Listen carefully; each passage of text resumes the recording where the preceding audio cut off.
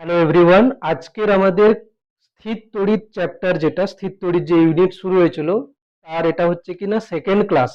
আমরা আগের দিন ক্লাসে কিন্তু যেটা করেছিলাম যে আধান কি, আধানের একক মাত্রা, আধানের বিভিন্ন রকমের ধর্ম আমরা পড়েছিলাম এবং শেষের দিকে এসে আমরা কিন্তু আধানের যে কোয়ান্টাইজেশন, সেই কোয়ান্টাইজেশনের উপরে কিছু অঙ্ক করেছিলাম এবং আধান স্থির থাকলে কি হয়, আধান যদি সমবেগে গতিশীল থাকে তাহলে কি হয়, এবং আধান যদি ত্বরণ সহ গতিশীল হয় তাহলে কি হয়, এগুলো আমরা কিন্তু ছকের মধ্যে করেছিলাম। সেটার উপরে বেস করে আজকের সেকেন্ড ক্লাস স্থির তড়িৎ ইউনিটের উপরে, অ্যাকচুয়ালি তড়িৎ ক্ষেত্র চ্যাপ্টার আমাদের শুরু হবে। তো সেইটার উপরে যা আগে পড়া হয়েছিল তার উপরে আমি কয়েকটা কোশ্চেন দিয়েছি। ফার্স্ট আমরা সেই কোশ্চেনগুলোকে সলভ করব, দেন পরের যে পার্ট আছে সেগুলোতে যাব। আশা করি সবাই এটা জানিস যে সমজাতীয় আধান পরস্পরকে কি করে, আকর্ষণ না বিকর্ষণ? বিকর্ষণ করে। পজিটিভ পজিটিভ পরস্পরকে বিকর্ষণ করবে, নেগেটিভ নেগেটিভও পরস্পরকে বিকর্ষণ করবে, পজিটিভ নেগেটিভ পরস্পরকে আকর্ষণ করবে। এখন যে কোশ্চেন দেওয়া আছে, বলছে একটি সাবানের বুদবুদকে ধনাত্মক আধানে আহিত করলে তার ব্যাসার্ধ কি হবে। ধরো একটা সাবানের বাবুল আছে এখানটায় এরকম করে, তো সেই সাবানের যে বুদবুদ তাকে আমি ধনাত্মক আধানে আহিত করেছি। ধনাত্মক আধানে আহিত করেছি মানে আমি এরকমই দেখাবো, পজিটিভ পজিটিভ চার্জ। এখন তুই নিজে বল, এই পজিটিভ চার্জ গুলো পরস্পরকে কি করবে, বিকর্ষণ করা উচিত। পজিটিভ চার্জ যদি পরস্পরকে বিকর্ষণ করে তাহলে এর ব্যাসার্ধ কি হওয়া উচিত, বেড়ে যাওয়া উচিত, তাহলে বৃদ্ধি পাবে। আচ্ছা যদি এটা ঋণাত্মক হতো তাহলেও ব্যাসার্ধ বৃদ্ধি পাবে। নেগেটিভ, এগুলো সবই নেগেটিভ, তো নেগেটিভ নেগেটিভ হতো পরস্পরকে বিকর্ষণ করবে। পজিটিভ হোক কি নেগেটিভ হোক, পজিটিভ হলে পজিটিভ চার্জ পরস্পরকে বিকর্ষণ করবে, নেগেটিভ হলে নেগেটিভ চার্জ পরস্পরকে বিকর্ষণ করবে। সোজা কথা, আমি যদি আহিত করি তাহলে কি হবে না, ওই পরস্পর বিকর্ষণ করবে, তার ফলে কি হবে না, ব্যাসার্ধ বৃদ্ধি পেয়ে যাবে, তাই না? এটাও কি হবে না, ব্যাসার্ধ বৃদ্ধি পেয়ে যাবে। আর আমি উপরের দিকে অ্যারো দিলাম, মানে ব্যাসার্ধ বৃদ্ধি পেয়ে যাচ্ছে। ক্লিয়ার? দুটো কোশ্চেন ছিল একই কনসেপ্টের উপরে। এরপরে 3 নম্বরে যে 3 দাগের যে কোশ্চেন ছিল সেটা ছিল কি, এটা একটা আহিত বস্তু মানে বল, ধরো কোনো একটা বল, সেই বলটাকে আমি আধানে আহিত করে দিয়েছি, দিয়ে কি করেছি, সুতোর সাহায্যে ঝুলিয়ে এরকম করে তাকে কি হচ্ছে, দোলানো হচ্ছে, সরল দোলগতি হচ্ছে। তাহলে সেটা কি উৎপন্ন করবে, এটার কি উত্তর হবে, তড়িৎ চুম্বকীয় তরঙ্গ হবে। কারণ কি, যদি এটা সরল দোলগতিতে গতিশীল হয় তাহলে এটা কি ধরনের গতি, ত্বরণ সহ গতি হচ্ছে সরল দোলগতির ক্ষেত্রে, এটা হচ্ছে কিনা তড়িৎ চুম্বকীয় তরঙ্গ উৎপন্ন করবে। কেবলমাত্র তড়িৎ ক্ষেত্র হবে না, কেবলমাত্র চুম্বক ক্ষেত্র হবে না, তড়িৎ ক্ষেত্র চুম্বক ক্ষেত্র এটা তো সমবেগে গতি হলে হয়, আর তড়িৎ চুম্বকীয় তরঙ্গ হচ্ছে কি যদি ত্বরণ সহ গতিশীল হয়, ঠিক না? নেক্সট যে কোশ্চেন চলে, নেক্সট যে কোশ্চেন ছিল সেটা ছিল কত না, -12 পিকো কুলম। -12 পিকো কুলম আধানে আহিত করতে হলে কতগুলি ইলেকট্রন যোগ করতে হবে। একে আমরা সিম্পলি কি করব, -12 পিকো কুলম, এটার অ্যান্সার হবে -12 পিকো কুলম, মানে কত কুলম হচ্ছে, 12 into 10 to the power -6, 12 into 10 to the power -6, sorry 12 into 10 to the power -12, 12 into 10 to the power -12 coulomb. এক কুলম্বে কটা ইলেকট্রন থাকে, 6.25 ইন্টু 10 টু দি পাওয়ার 18। তাহলে ডাইরেক্ট আমরা এখান থেকে আসবো কত না, 12, এটা হচ্ছে 6.25, এটা হবে কত, 10 টু দি পাওয়ার 6 হয়ে যাবে। এবার গুণ করতে হবে, গুণ করে যা অ্যান্সার আসে। ভরের কি পরিবর্তন আসবে, এটা কিন্তু ইলেকট্রনের সংখ্যা এলো, তাই না, n, যেটা আসবে তার সঙ্গে 9.11 into 10 to the power -31 KG multiply করে দিলেই হয়ে যাবে, ঠিক না? এরপরে আমাদের যেটা আসছে সেটা হচ্ছে, লিখবি যে আহিতকরণের যে কয়েকটা পদ্ধতি আছে। আহিতকরণের, আমরা কোনো বস্তুকে যে আহিতকরণ করব মানে আহিত করব, সেখানে মেন আমাদের কাজ কি হবে না, যে কোনো ভাবে ইলেকট্রনের সংখ্যাকে বাড়ানো বা কমানো, তাই তো? যে কোনো ভাবে ইলেকট্রনের সংখ্যাকে বাড়ানো বা কমানো। তো লিখবি যে আহিতকরণের পদ্ধতি, আহিতকরণের পদ্ধতি, আহিতকরণের পদ্ধতি। এক নম্বর হচ্ছে কি না ঘর্ষণ দ্বারা আহিতকরণ করা যেতে পারে, 2 নম্বর পরিবহন দ্বারা, 3 হচ্ছে কি না আবেশ আবেশ দ্বারা করতে পারি। এগুলো থেকে কোশ্চেন কিছু আসছে না, বাস বেসিক কনসেপ্ট যেগুলো, এই জন্য আমি একবার করে বলে যাচ্ছি।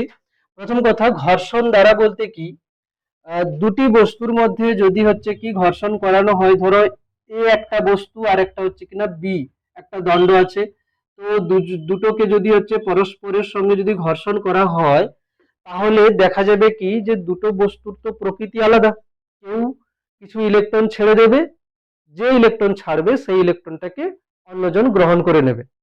যদি এ কিছু পরিমাণ ইলেকট্রন এরকম ধরো যখন হচ্ছে ফ্রিকশন করা হচ্ছে, ঘর্ষণ করা হচ্ছে, এ যদি 5টা ইলেকট্রন ছেড়ে দেয়, তাহলে এ হয়ে যাবে কি পজিটিভ, আর সেই 5টা ইলেকট্রন বি গ্রহণ করবে, তাহলে বি হয়ে যাবে কি নেগেটিভ। তো এখানে আমরা দেখতে পাচ্ছি যে ঘর্ষণ দ্বারা যে ইলেকট্রন ছেড়ে দেবে সে পজিটিভ, আর যে গ্রহণ করবে সে নেগেটিভ। তবে এখানে এ যত পজিটিভ হবে বি কিন্তু তত নেগেটিভ হবে। কেন? কারণ কি এ যদি 5টা ছাড়ে সেই 5টা কিন্তু এ গ্রহণ করবে, বাইরে কোথাও যাওয়ার নেই। কারণ কি এই দুটো বস্তুকে আমি কিন্তু একটা সংস্থা নিয়েছি, ঘর্ষণ হচ্ছে না, দুজনকে আমি কি করব একটা সংস্থা, আধানের সংরক্ষণ নীতি আমরা পড়েছি, কোনো বিচ্ছিন্ন সংস্থার মোট আধান ধ্রুবক থাকবে, আর আধান এক জায়গা থেকে আরেক জায়গায় যেতে পারে। এ থেকে বি তে ইলেকট্রন যাচ্ছে কিন্তু সংখ্যা কিন্তু মোট একই আছে। তাহলে কি করব, এক্ষেত্রে এক্ষেত্রে দুটি বস্তু কি হবে না সমপরিমাণ বিপরীত আধানে আহিত হবে, আধানে আহিত হয়। ঘর্ষণের ক্ষেত্রে দুটি বস্তু সমপরিমাণ বিপরীত আধানে আহিত হবে। একজন যদি +5 কুলম্ব হয় তাহলে অন্যজন -5 কুলম্ব হবে। ঠিক একটা ছক হয় যেখানে আমরা শর্ট কোশ্চেন করার জন্য বুঝতে পারবো যে কে পজিটিভ হবে কে নেগেটিভ হবে, তো সেই ছকটা আমি লিখে দিচ্ছি, তোদের বইতেও আছে এরকম, পশম, কাঁচ, কাগজ,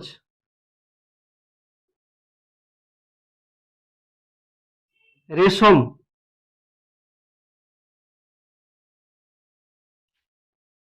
কাঠ হবে, মানব দেহ হবে, পশম, কাঁচ, কাগজ, ধাতব দণ্ড বা ধাতু হতে পারে,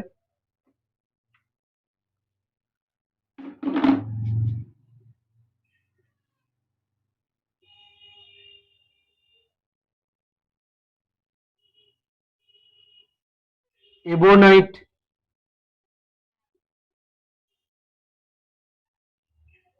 রজন হতে পারে, দেন লাস্টে আসবে সেলুলয়েড, এদিকে দেখা যাচ্ছে না, ওইদিকে লিখছি সেলুলয়েড। এ কিছু নয়, শর্ট কোশ্চেন, যেমনটা তোরা সেই কেমিস্ট্রিতে পড়েছিস না, তড়িৎ ঋণাত্মকতা যার বেশি হবে সেই ইলেকট্রন গ্রহণ করবে, আর যার তড়িৎ ধনাত্মকতা বেশি হবে সেই ইলেকট্রন ছেড়ে দেবে, সেরকমই। তো এখানে এই সিরিজ দেখে তোদের বইতেও আছে, তোরা চাইলে প্রথম অক্ষরগুলোকে নিয়ে বানিয়ে মনে রাখতে পারিস। পশম, কাঁচ, কাগজ, রেশম, কাঠ, মানবদেহ, ধাতু, এবোনাইট, রজন, সেলুলয়েড হচ্ছে কি হবে, যদি আমি পশমের সাথে কোনো মানে বস্তুর সাথে যদি আমি কাঠের যদি আমি ঘর্ষণ করি, তাহলে কি হবে, পশম হয়ে যাবে পজিটিভ, আর কাঠ হয়ে যাবে কি না নেগেটিভ, মানে যে উপরে আছে সে হয়ে যাবে পজিটিভ, যে নিচে আছে সে হয়ে যাবে নেগেটিভ, ব্যাস এটুকুই, আর কিছু নেই এখানে। তো এই টাইপের কোশ্চেন দেয়নি আগের বছর, এনসিইআরটি তে বা এই বইতেও আছে, কিন্তু দিচ্ছে না, কেন কি এগুলো মেনশন নেই সিলেবাসে, তবু একবার দেখে রাখা উচিত, কেন কি যদি বাই চান্স কোনো একটা দুটো কোশ্চেন দিয়ে দেয়। তো ঘর্ষণ দ্বারা আমরা যখন দুটি বস্তুকে আহিত করতে চাইবো, তখন একটা বস্তু ইলেকট্রন ছাড়বে তো আর একটা বস্তু ইলেকট্রন গ্রহণ করবে, এরকমই হচ্ছে।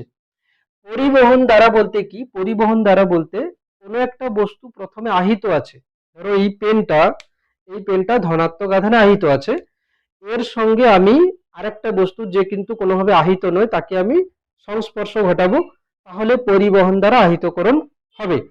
তবে এখানে একটা বোঝা উচিত, পরিবহন দ্বারা কোনো বস্তুকে আহিতকরণ করতে গেলে সেই বস্তুটাকে কিন্তু কি হতে হবে, ধাতু হতে হবে। কারণ কি ধাতু তড়িৎ পরিবহন করে। তো পরিবহন দ্বারা আহিতকরণ করতে গেলে অবশ্যই সেটা ধাতুর ক্ষেত্রে হতে হবে। তো এটা কিন্তু ধাতুর ক্ষেত্রে হবে। ধাতুর ক্ষেত্রে পরিবহন দ্বারা আমরা আহিতকরণ করব। ঠিক, এখানে পরিবহন দ্বারা আহিতকরণ, ধরো আমি বলছি যে আমি পজিটিভ কোন একটা বস্তু নিলাম, এটা হচ্ছে কি পজিটিভ পুরো, আর একটা হচ্ছে কিনা নিস্তড়িৎ, সেই নিস্তড়িৎ বস্তুর সঙ্গে আমি একে সংস্পর্শ করিয়েছি। ক্লিয়ার? নিস্তড়িৎ বস্তুর সঙ্গে আমি সংস্পর্শ করিয়েছি। তো এ পজিটিভ, পজিটিভ মানে কি, পজিটিভ মানে এটাতে ইলেকট্রনের কি আছে, ঘাটতি আছে। পজিটিভ মানে ইলেকট্রনের ঘাটতি আছে। আচ্ছা, এ ধাতু, ধাতুতে কিন্তু অনেক মুক্ত ইলেকট্রন থাকে, ধাতুতে কিন্তু অনেক মুক্ত ইলেকট্রন থাকে। তো হবে কি, যেহেতু এটাতে ইলেকট্রনের ঘাটতি আছে, পজিটিভ মানে কি ইলেকট্রনের ঘাটতি আছে। আচ্ছা, তো এই ঘাটতি পূরণ করার জন্য এখান থেকে কিছু মুক্ত ইলেকট্রন এটাতে যাবে, নাকি না? কিছু মুক্ত ইলেকট্রন এটাতে চলে যাবে।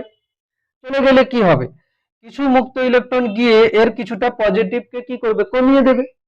এর কিছুটা, ধরো আমি বলছি এর পজিটিভ চার্জ ছিল +10, তো কিছু মুক্ত ইলেকট্রন আসার ফলে দেখা গেল হচ্ছে এই প্লাসটা কিছুটা কমে যাবে, পজিটিভ কিছুটা কমে যাবে, দেখা গেল এই হয়ে গেল কত, +7 এখন হয়ে গেল। আচ্ছা, এর তো প্রথমে যেটা আগে থেকে কোনো আগে থেকে নিস্তড়িৎ ছিল, তাতে প্রথমে কি ছিল, ইলেকট্রন প্রোটন সমান ছিল। তো কিছু ইলেকট্রন যদি এর থেকে চলে যায়, তাহলে এরটাতে এখন কি হচ্ছে, ইলেকট্রনের ঘাটতি হয়েছে, তাহলে এ হয়ে যাবে কি এখন পজিটিভ।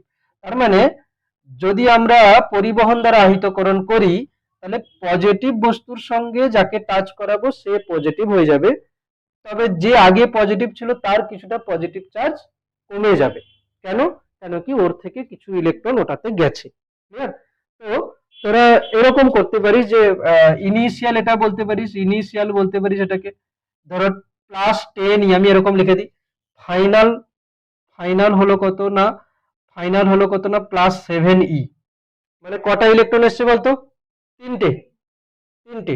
প্রথমে ছিল +10e, এখন হয়েছে +7e, তার মানে কি তিনটে ইলেকট্রন এসে করেছে। তো এটা হয়ে যাবে কত না, যেটা আগে নিস্তড়িৎ ছিল সে তার তার এখন চার্জ হয়ে যাবে কত না +3e, কারণ কি তিনটে ইলেকট্রনের থেকে চলে গেছে। তাহলে পরিবহন দ্বারা যখন আহিতকরণ হবে, তখন কি হবে না, একই আধানে আহিত হবে। পজিটিভ এর সঙ্গে যদি আমি টাচ করাই তাহলে পজিটিভ হবে, নেগেটিভের সঙ্গে যদি টাচ করাই তাহলে নেগেটিভ হবে। কিন্তু ঘর্ষণ দ্বারা কি হয়েছিল, একজন পজিটিভ হলে একজন নেগেটিভ হয়েছিল। ক্লিয়ার? নেগেটিভ চার্জ যদি আমি করি পরিবহন দ্বারা, তখন কিরকম হবে দেখ, তুই নিজেই ভাব। এটা হচ্ছে ধরো নেগেটিভ চার্জে হয়ে আছে, এটা নেগেটিভলি চার্জড, আর এটা হচ্ছে কিনা নিস্তড়িৎ। দেখ, এ নেগেটিভলি চার্জড মানে কি, এটাতে ইলেকট্রনের কি আছে, অতিরিক্ত ইলেকট্রন আছে, প্রোটনের থেকে বেশি ইলেকট্রন আছে। তো কিছু ইলেকট্রন কি হবে, এটাতে চলে আসবে, কিছু ইলেকট্রন কি হবে, এটাতে চলে আসবে। এটাতে চলে এলে কি হবে, এর নেগেটিভ এখন কিছুটা কমে যাবে, আর এ হয়ে যাবে কি নেগেটিভলি চার্জ। ঠিক না? তো পরিবহন দ্বারা আহিতকরণ করতে গেলে প্রথমে যে আহিত বস্তুটা ছিল তার কিছুটা আধান কমে যাবে, আর যাকে আমি টাচ করেছি সে কিন্তু সমজাতীয় আধানে আহিত হয়ে যাবে। ক্লিয়ার? ওর যতটা কমবে এর ততটা আধান পাবে, কেন কি আধানের সংরক্ষণ নীতি সব জায়গায় প্রযোজ্য হচ্ছে।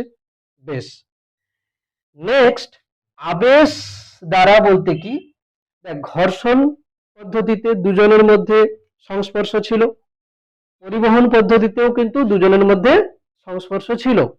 এই আবেশ পদ্ধতিতে কি হবে, দুজনের কিন্তু আমি কোনো কিছু স্পর্শ করাবো না, কাছে নিয়ে যাব। তাহলে যদি বলি যে আহিতকরণের, এরকম কোশ্চেন দিল, আহিতকরণের কোন পদ্ধতিতে প্রত্যক্ষ সংস্পর্শ বা প্রত্যক্ষ সংযোগ প্রয়োজন, অপশন এ তে দিল ঘর্ষণ, অপশন বি তে দিল পরিবহন, অপশন সি তে দিল আবেশ, অপশন ডি তে দিল ঘর্ষণ এবং পরিবহন। ঘর্ষণ এবং পরিবহন হয়ে যাবে। প্রত্যক্ষ সংযোগ দরকার দুটো পদ্ধতিতে, ঘর্ষণ এবং পরিবহন পদ্ধতিতে। আবেশ পদ্ধতিতে কি হবে, পরস্পরের কাছে নিয়ে যাব, বাট টাচ করানো যাবে না। ঠিক না? তো আবেশ পদ্ধতিতে কি হচ্ছে, আবেশ পদ্ধতিতে কি হবে না, প্রত্যক্ষ সংযোগ করা হয় না। এখানে লিখে দিচ্ছি ছোট করে যে প্রত্যক্ষ সংযোগ করা হয় না বস্তু দুটিকে পরস্পরের পরস্পরের খুব কাছে নিয়ে যাওয়া হয়। বস্তু দুটিকে পরস্পরের খুব কাছে নিয়ে যাওয়া হয়।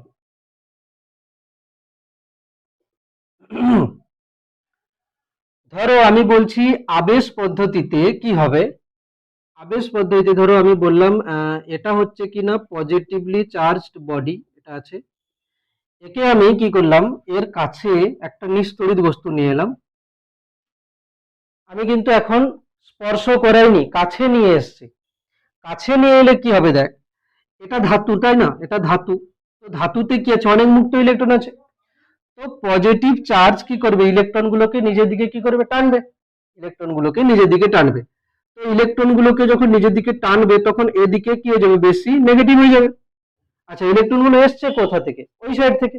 তাহলে ওই সাইডে কি হবে, ইলেকট্রনের কিছুটা ঘাটতি হবে, মানে এই সাইডে কিছুটা পজিটিভ হচ্ছে। মানে আমি যখন পজিটিভলি চার্জ কোনো বডিকে নিয়ে আসব তখন ধাতুর যে মুক্ত ইলেকট্রন গুলো এই সাইডে এসে জমা হয়ে যাবে। তো এই সাইডে বেশি ইলেকট্রন, মানে ইলেকট্রনের আধিক্য আছে, মানে এই সাইড হবে নেগেটিভ, এই সাইড হবে পজিটিভ। আমি যদি এটাকে সরিয়ে নিই আবার সবাই একসঙ্গে মিলে যাবে। কিন্তু আমি তো চাইছি আবেশ দ্বারা আহিতকরণ করতে। মানে আবেশ দ্বারা আহিতকরণ বলতে কি, আমি পার্মানেন্টলি একে চাইছি চার্জ হোক। কিন্তু একে যদি আমি সরিয়ে নিই তাহলে এর যে ইলেকট্রন গুলো আবার সব জায়গায় সমানভাবে ছড়িয়ে যাবে।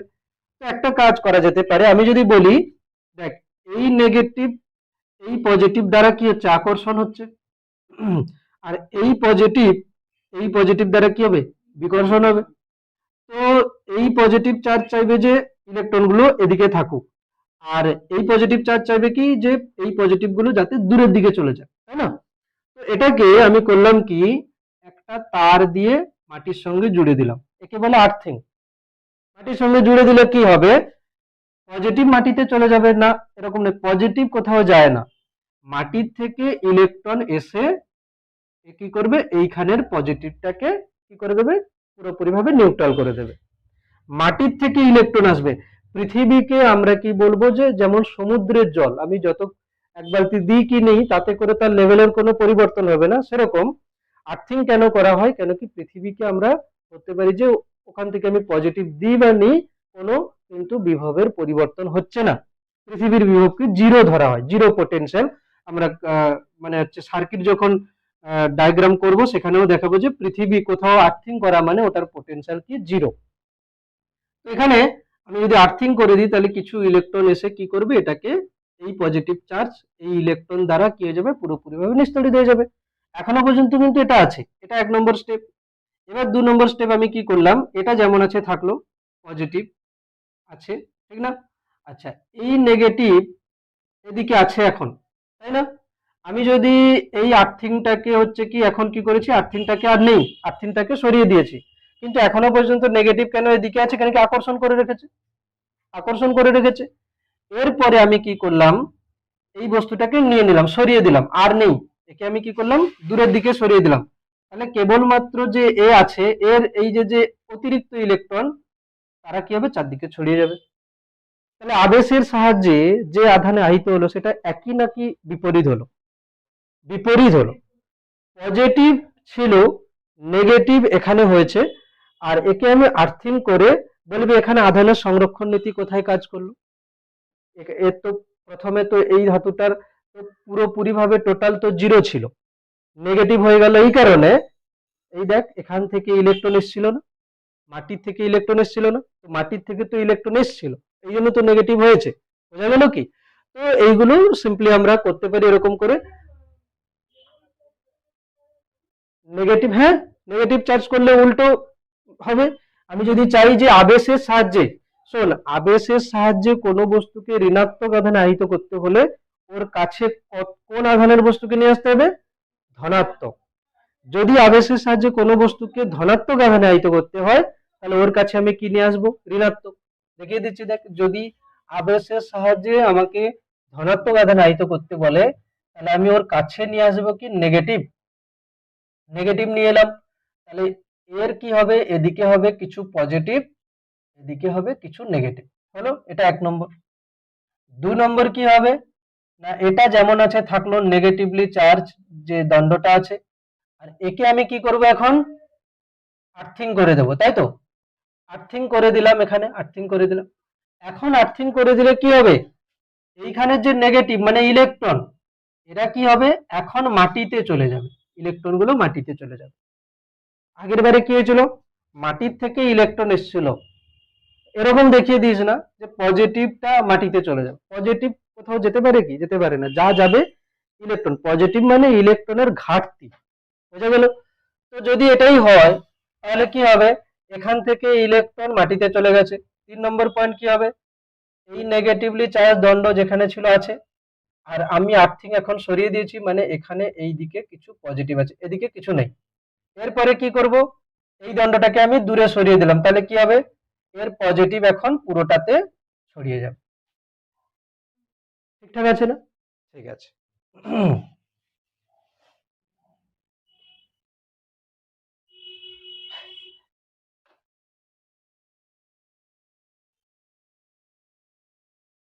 একটা স্টেটমেন্ট আমি লিখে দিচ্ছি, হ্যাঁ, একটা স্টেটমেন্ট আমি লিখে দিচ্ছি যে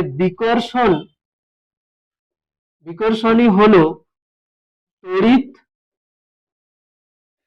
গ্রস্ততার চূড়ান্ত প্রমাণ। বিকর্ষণই হচ্ছে কিনা তড়িৎগ্রস্ততার চূড়ান্ত প্রমাণ। কেন, কেন কি, আমরা জানি যে যদি আমি বলি কোনো বস্তু হচ্ছে না আহিত, আহিত বস্তু অনাহিতকে কি করে, আকর্ষণ করে, আকর্ষণ করবে, ঠিক না, আকর্ষণ করছে। আচ্ছা, যদি আমি বলি পজিটিভ নেগেটিভকেও কি করে, আকর্ষণ করে, তাই না, মানে বিপরীত হলে আকর্ষণ হচ্ছে। মানে আমি যদি দুটো বস্তুর মধ্যে আকর্ষণ দেখি, তাহলে আমি কি বলবো, যে ধরো এ তো আহিত আমি জানি, ধরো এই পেনটা আহিত আমি জানি, এই যে যে পেনটা আমি নিয়ে আসছি, এ আহিত কি অনাহিত আমি বোঝার জন্য পরীক্ষা করছি। যদি দেখি দুজন আকর্ষণ হচ্ছে, তাহলে আমি কি বলবো, এই পেনটা আহিত আমি জানি, এটা আমার কনফার্ম। যেটা নিয়ে আসছি সেটা আহিত না অনাহিত আমি দেখতে চাইছি।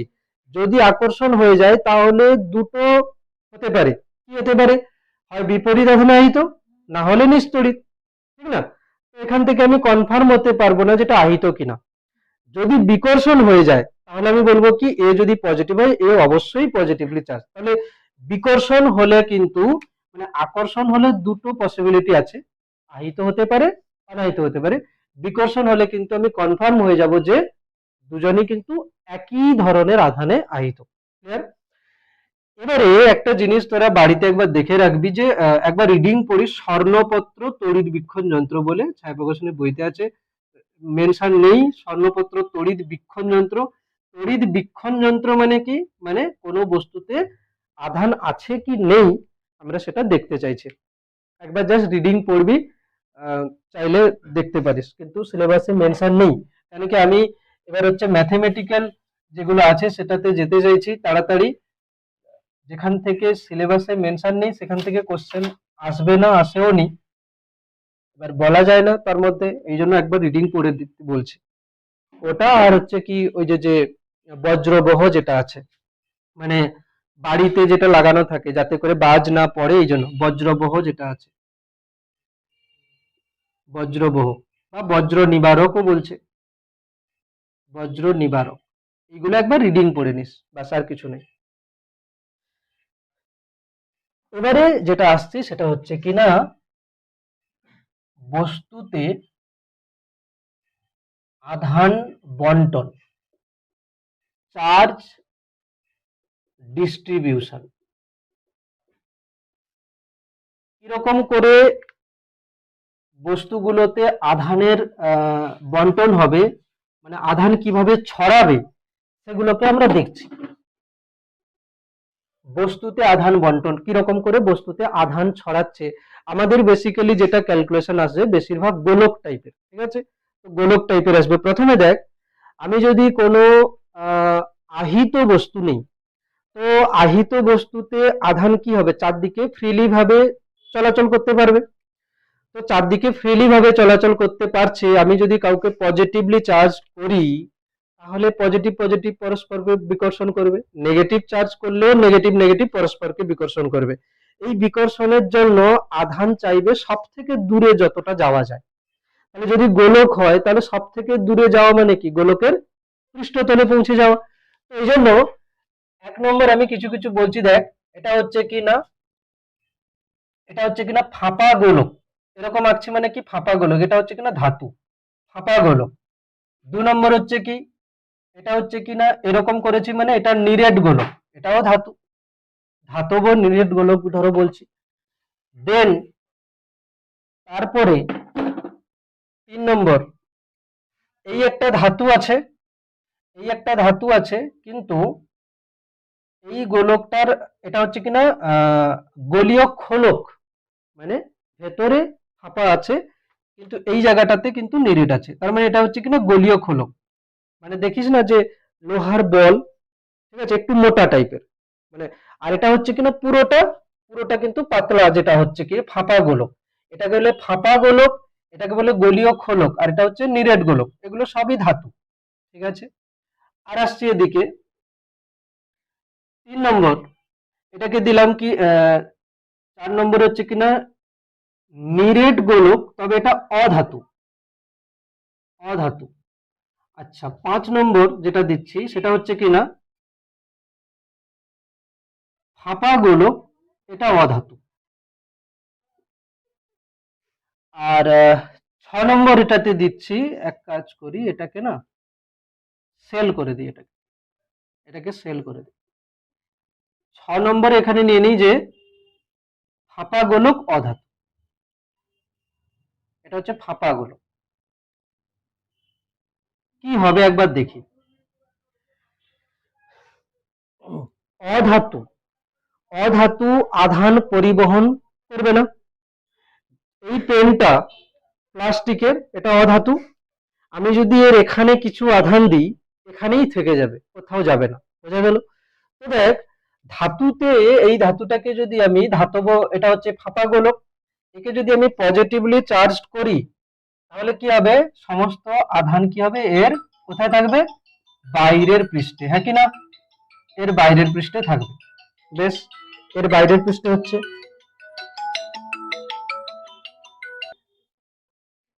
তো দেখ ধাতু যেহেতু তাহলে সমস্ত আধান কোথায় যাবে, বাইরে। আচ্ছা এটা যদি নিরেট গোলক হয়, এতেও যদি আমি আধান দিই সমস্ত আধান কোথায় যাবে, বাইরের পৃষ্ঠে, তাহলে এরও কিন্তু বাইরের পৃষ্ঠে আধান চলে যাচ্ছে, ঠিক আছে, এর বাইরের পৃষ্ঠে আধান চলে যাচ্ছে। এটা ধাতু কিন্তু ফাঁপা গোলক, তাতে কি হয়েছে, সমস্ত আধান বাইরেই যাবে, কেন কি বিকর্ষণ হচ্ছে, ঠিক আছে। ধাতু যখন হচ্ছে সমস্ত আধান কোথায় যাচ্ছে, বাইরের পৃষ্ঠে, চোখ বন্ধ করে। আচ্ছা অধাতু হলে কি হবে, আমি যদি এটাতে আধান দিই এর সব জায়গাতে আধান থাকবে, ভেতরে সব জায়গাতে আধান থাকবে, ক্লিয়ার। এটা অধাতু, ফাঁপা গোলক মানে গোলীয় খোলক, এরও কিন্তু যেটুকু জায়গাতে ভর আছে সেটুকু জায়গাতে আধান থাকবে। বলবি এই ভেতরে আধান থাকবে না, ফাঁকা জায়গাতে কি করে থাকবে, এখানে তো কিছু নেই, ভর নেই, ভর ছাড়া আধান কি করে হবে। আচ্ছা এটা অধাতু কিন্তু এটা তো ফাঁপা গোলক, তাহলে এর আধান কোথায় থাকবে, বাইরেই থাকবে, ঠিক কি না। অধাতু যদি ফাঁপা গোলক হয় তাহলে এরও আধান কোথায় থাকবে, বাইরেই থাকবে। বেশ, দেখতে কোনগুলোকে সেম মনে হচ্ছে, 1 2 3 আর 6, এরা সেম লাগছে। আমি যখন তড়িৎ ক্ষেত্র বার করব, যখন বলা হবে যে এই গোলকের কেন্দ্রে তড়িৎ ক্ষেত্র বার করো, এই গোলকের ভেতরে কোনো বিন্দুতে তড়িৎ ক্ষেত্র বার করো, এই গোলকের পৃষ্ঠে কোনো বিন্দুতে তড়িৎ ক্ষেত্র বার করো, বাইরে কোনো বিন্দুতে তড়িৎ ক্ষেত্র বার করো, যা রেজাল্ট আসবে, 1-এর দাগের করি, 2-এর দাগ, 3-এর দাগ কি 6-এর দাগের করি, সেম রেজাল্ট আসবে। কেন, কেন কি সবার charge distribution same. Charge distribution যদি সেম হয় তাহলে তাদের কিন্তু ইলেকট্রিক্যাল বিহেভিয়ার কিন্তু সেম আসবে। তো আমি এই জন্য একে এরকম করে দেখাচ্ছি, এগুলোকে কি করব না, সেম রেজাল্ট আসবে। এই যে যেটা বক্সের মধ্যে দেখিয়েছি, এগুলো সবারই কি আসবে না, সেম রেজাল্ট আসবে। বাকি এই দুটোর কিন্তু আলাদা রেজাল্ট আসবে। ক্লিয়ার?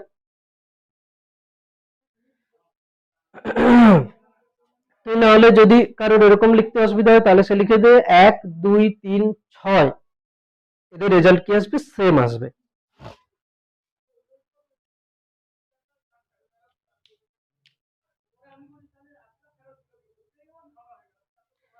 এত পর্যন্ত কারোর কোনো ডাউট থাকলে, অসুবিধা থাকলে বল, কোনো কিছু অসুবিধা আছে কিনা? আশা করি নেই, কারণ কি এগুলোতে এমন কিছু বেশি ছিল না যে ডাউট থাকবে এখান থেকে। তাও যদি থাকে বল যে কোনো কিছু অসুবিধা আছে কিনা এই পর্যন্ত। ঠিক আছে?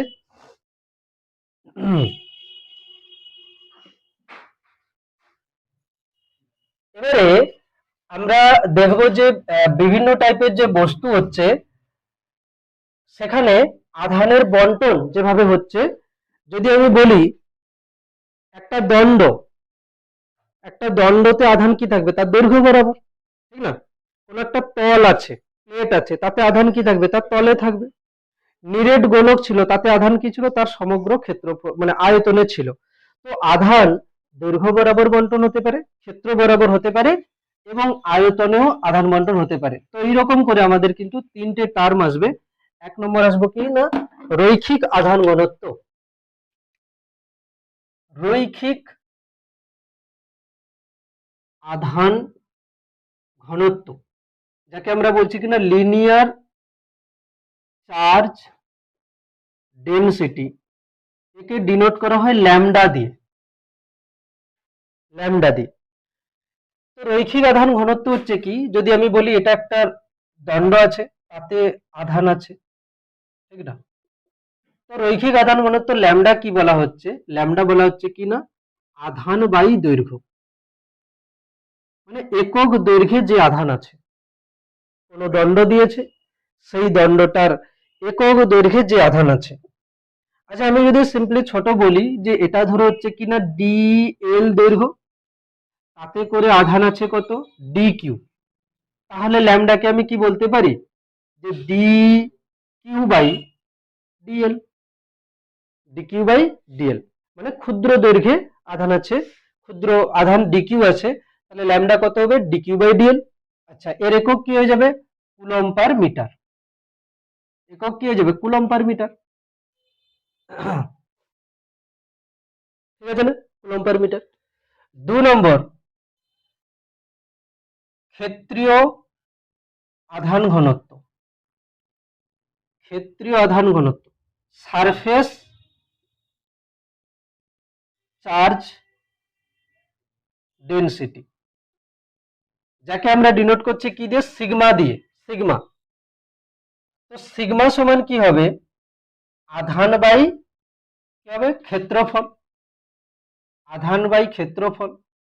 আমি যদি বলি এইটুকু একটা ক্ষেত্রফল আছে, যে ক্ষেত্রফলে আধান আছে কত না ডি কিউ, ওই ক্ষেত্রফলটা হচ্ছে ডি এ, তাহলে সিগমাকে কি বলবো, d q by d a. একক কি হয়ে যাবে এর, একক হয়ে যাবে কুলম পার মিটার স্কয়ার, একক হয়ে যাবে কুলম পার মিটার স্কয়ার। 3 নম্বর আসছে আয়তন মাত্রিক আধান ঘনত্ব,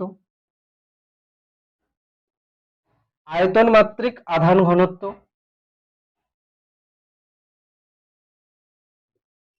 volume charge density, volume charge density, volume charge ডেনসিটিতে কি আসবে, এটাকে বলে রো, রো সমান কি আসছে না, আধান বাই কি আসবে না, আয়তন।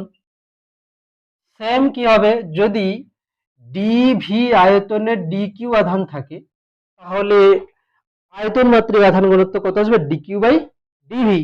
এর একক কি হয়ে যাবে, এর একক হয়ে যাবে coulomb per metre cube, coulomb per metre cube. Simply formula লিখেছি, অঙ্ক আসবে এবার থেকে ভালো এখান থেকে। তো রৈখিক আধান ঘনত্ব মানে কি না একক দৈর্ঘ্য আধান, ক্ষেত্রীয় আধান ঘনত্ব মানে একক ক্ষেত্রফলে আধান, এবং আয়তন মাত্রিক আধান ঘনত্ব মানে কি হচ্ছে না একক আয়তনে যে আধান হচ্ছে। আয়তন মাত্রিক আধান ঘনত্বটা সাধারণত কোথায় নেওয়া হয়, যখন ওই যে অপরিবাহী পদার্থ হয়। কেন? কেন কি অপরিবাহী পদার্থতে পুরো আয়তনে আধান থাকে। বোঝা গেল কি? আমি যদি অপরিবাহী গোলক নিই তাহলে গোলকের পুরো আয়তনে আধান থাকবে।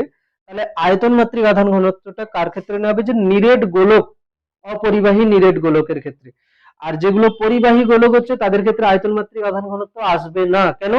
কেন কি পুরো আধান কোথায় আছে, পৃষ্ঠতলে আছে, ওখানে আয়তন মাত্রিক আধান ঘনত্ব আসবে না।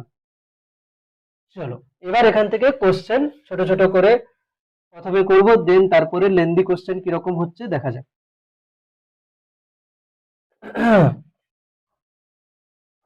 প্রথম কোশ্চেন হলো, এরকম একটা অর্ধবৃত্তাকার রিং আছে, ঠিক আছে, এরকম একটা অর্ধবৃত্তাকার রিং আছে। এই রিং এ আধান আছে টোটাল কিউ, ঠিক আছে, এই রিং এ আধান আছে টোটাল কিউ, এবং এখানে যে ব্যাসার্ধ আছে এর কত না আর, তাহলে এর ল্যামডা কত হবে? প্রথম কোশ্চেন এটা। যে অর্ধবৃত্তাকার রিং আছে সেই রিং এর ব্যাসার্ধ হচ্ছে কত আর, ওই রিং এর উপরে আধান আছে কিউ, তাহলে আধানের রৈখিক ঘনত্ব কত হবে?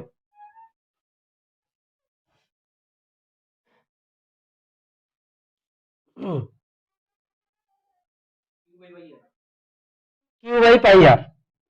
কিউ হচ্ছে কি আধান, আর পুরো রিং হলে কত হতো, 2 পাই আর, তাহলে হাফ আছে মানে কি হবে, পাই আর, কিউ বাই পাই আর প্রথম, ঠিক কি না, কিউ বাই পাই আর। বেশ, এরপরের কোশ্চেন হচ্ছে, এই একটা দণ্ড আছে, এই একটা দণ্ড আছে যেটার রৈখিক আধান ঘনত্ব ল্যামডা, ল্যামডা সমান কি দেওয়া আছে না 2x coulomb per metre. Lambda x এর উপর ডিপেন্ড করছে, আর এই দণ্ডটার দৈর্ঘ্য হচ্ছে কত না এল, এই দণ্ডটার দৈর্ঘ্য কত হচ্ছে না এল। তাহলে এটাতে আধান কত আছে, টোটাল আধান কত আছে দণ্ডটিতে, দণ্ডটিতে মোট কত আধান আছে?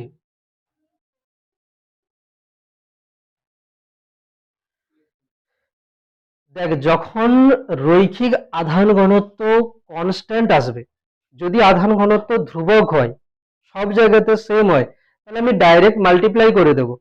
কিন্তু এখানে আধান ঘনত্ব কিন্তু 2x, মানে কি, আমি যদি বলি এটা দণ্ড, তো এই দণ্ডটাতে ইন্টিগ্রেশন করতে হবে। এই দণ্ডটাতে আমি যদি বলি 1 মিটার দূরত্বে কত ল্যামডা, তুই বলবি 2 × 1। 2 মিটার দূরত্বে যে পয়েন্ট পড়ছে সেটার ল্যামডা কত, 2 × 2। ল্যামডা সেম নয় সব জায়গাতে, যে আমি ডাইরেক্ট মাল্টিপ্লাই করব। যখনই এরকম হবে যে সব জায়গাতে মান সমান নয়, মানে ভ্যারিয়েবল হচ্ছে, তখন আমাদেরকে হয় ডেরিভেটিভ না হলে ইন্টিগ্রেশন করতে হবে। আমরা ফর্মুলা দেখে বুঝতে পারছি যে এখানে কি চাই। দেখ, এখানে ফর্মুলা দেখলে বুঝতে পারবি যে এখানে ল্যামডা সমান ডিকিউ বাই ডিএল, তাই তো, ল্যামডা সমান ডিকিউ বাই ডিএল। এখানে কি দেওয়া আছে, ল্যামডা দেওয়া আছে, কি চাইছে, কিউ চাইছে। তো দেখ, প্রথমে আমি লিখবো ল্যামডা ইন্টু ডিএল সমান কি হবে না ডিকিউ। আমি ডিকিউ পাচ্ছি, কিউ কিউ চাই, ডিকিউ পাচ্ছি, কিউ চাই, তাহলে কি করতে হবে, ইন্টিগ্রেশন। ডিকিউ মানে কি, ক্ষুদ্র কিউ পেয়েছি, টোটাল টোটাল আধান মানে কিউ চাই, মানে কি ডিকিউ কে বারবার বারবার যোগ করব, ছোট ছোট আধানকে বারবার যোগ করাকে কি বলে, ইন্টিগ্রেশন। তো চলে আসবে কিনা কিউ সমান ইন্টিগ্রেশন ডিকিউ। ইন্টিগ্রেশন ডিকিউ করতে গেলে আমাকে কি করতে হবে না ল্যামডা ডিএল, ল্যামডা ডিএল। আচ্ছা আমাকে বল, এখানে ডিএল করা উচিত ছিল না ডিএক্স করা উচিত ছিল? ডিএক্স করা উচিত ছিল, কেন কি দণ্ডটা এক্স অক্ষ বরাবর আছে। আমি যদি এটাকে এক্স অক্ষ বরাবর করি তাহলে আমি কি করব, এক্স দূরত্বে গিয়ে একটা ক্ষুদ্র দৈর্ঘ্য নেব কত, ডিএক্স। কেন কি এখানে ল্যামডাতে কি আছে, এক্স আছে, এই কারণে আমাদেরকে কি করতে হবে, এগুলোকে ডিএক্স করা উচিত। তাহলে ডিএক্স, এটা ডিএক্স হলো, ডিএক্স হলো, ঠিক আছে, ডিএক্স হলো। এবার দেখ ল্যামডার মান কত, 2x ইন্টু ডিএক্স ইন্টিগ্রেশন। এবারে আমাকে করতে হবে কিনা এক্স এর মান 0 থেকে কত হবে, এল। এক্স এর মান কি হবে, 0 টু এল। কেন কি দেখ দণ্ডটা এক্স অক্ষ বরাবর আছে, দণ্ডটা এক্স অক্ষ বরাবর আছে। আমি কি করলাম, মূল বিন্দু থেকে এক্স দূরত্বে গিয়ে একটা ক্ষুদ্র অংশ নিলাম কত, ডিএক্স। তো ওই ডিএক্স ক্ষুদ্র অংশে যদি ডিকিউ আধান থাকে তাহলে ল্যামডা কত হবে, ল্যামডা সমান ডিকিউ বাই ডিএক্স।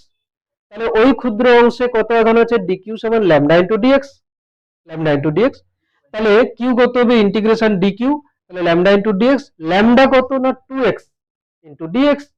এবারে এক্স এক্স অক্ষ বরাবর দণ্ড কতটা আছে না, প্রথমে 0 তে শুরু আর কত পর্যন্ত দণ্ড আছে, এল পর্যন্ত, তাহলে 0 টু এল। এবারে ইন্টিগ্রেশন করে আমাকে মান বার করে বল কত হচ্ছে, হ্যাঁ এল স্কোয়ার হচ্ছে, শুধু এল স্কোয়ার হচ্ছে, দেখা যাক কত হচ্ছে। তাহলে 2 ইন্টু এক্স এর ইন্টিগ্রেশন কি হবে, এখানে পাওয়ার 1 আছে, তাহলে এক্স 1 প্লাস 1 বাই 1 প্লাস 1 মানে এক্স স্কোয়ার বাই 2। লিমিট আসবে 0 টু এল, 2 2 কেটে যাবে এখানে, তো উত্তর আসবে কত না, এল স্কোয়ার মাইনাস 0। তাহলে কি হবে, শুধু এল স্কোয়ার, শুধু এল স্কোয়ার হচ্ছে কি এখানে আধানের মান। রৈখিক আধান ঘনত্বের উপরে অঙ্ক হলো এটা, তাই তো। বেশ, একই কোশ্চেন আমি দিচ্ছি, একই কোশ্চেন আমি দিচ্ছি এখানে। এই দণ্ডটা এরকম আছে, ঠিক আছে, এই দণ্ডটা এরকম আছে, এটা হচ্ছে কিনা মূল বিন্দু 0,0 আর দণ্ডটার দৈর্ঘ্য আছে কত, দণ্ডটার দৈর্ঘ্য হচ্ছে এল, দণ্ডটার দৈর্ঘ্য কত হচ্ছে এল। এখানে ল্যামডা সমান ল্যামডা সমান ল্যামডা নট বাই এক্স এর স্কোয়ার, এটা আছে ল্যামডা নট বাই এক্স এর স্কোয়ার কুলম্ব পার মিটার। তো এই দণ্ডতে মোট কত আধান আছে বার করতে হবে। এখানে ল্যামডা নট কিন্তু একটা কনস্ট্যান্ট। এবার কর কি আছে, একটা দণ্ড যেটা হচ্ছে কিনা এল দৈর্ঘ্য, তবে এই দণ্ডটা কিন্তু এরকম আছে, মূল বিন্দুতে আছে, মূল বিন্দুতে কিন্তু এর মিডিল পয়েন্ট আছে আর দুদিকে আছে এরকম দৈর্ঘ্য। তাহলে এক্ষেত্রে মোট আধান কত হবে,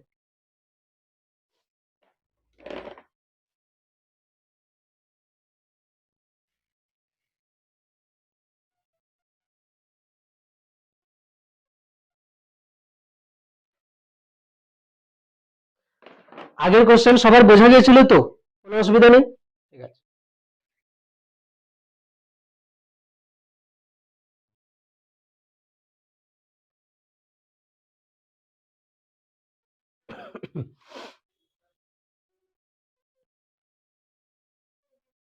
প্রথমে দেখ একে এরকম ভাব, একে এরকম ভাব যে এটা মূল বিন্দু, তাই তো। আমি কিরকম ভাবছি যে মূল বিন্দু থেকে এক্স দূরত্ব গেলাম, গিয়ে একটা ক্ষুদ্র অংশ নিলাম কত, ডিএক্স। মূল বিন্দু থেকে এক্স দূরত্ব গিয়ে একটা ক্ষুদ্র অংশ নিলাম ডিএক্স, ওটাতে আধান আছে কত না, ডিকিউ। তাহলে ল্যামডা কি হওয়া উচিত, ডিকিউ বাই ডিএক্স, ঠিক আছে। তো ডিকিউ কত হচ্ছে এখানে, ডিকিউ সমান ল্যামডা ইন্টু ডিএক্স। বেশ, ল্যামডা ইন্টু ডিএক্স, ল্যামডার একটা মান দেওয়া আছে, তাহলে ডিকিউ সমান কি হচ্ছে না, ল্যামডা নট বাই কত হচ্ছে, এক্স স্কোয়ার ডিএক্স, ঠিক আছে।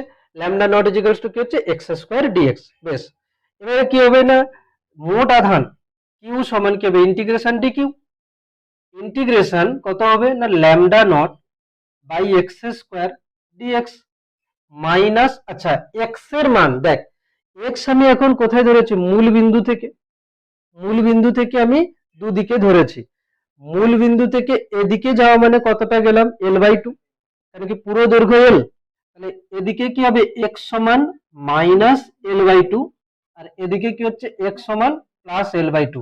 অ্যাকচুয়ালি আমি অঙ্কটাকে এল এন করতে চাইছিলাম, তো এক্স স্কোয়ার হয়ে গেছে এখানে, ছাড়ো। -l/2 থেকে কি হবে l/2, তাই তো? -l/2 থেকে l/2 মানে এক্স এর ভ্যালু। এখানে বল কনস্ট্যান্ট কি আছে, ল্যামডা নট, বাইরে চলে আসবে। আচ্ছা, ইন্টিগ্রেশন এক্স dx/x² মানে কি x⁻²,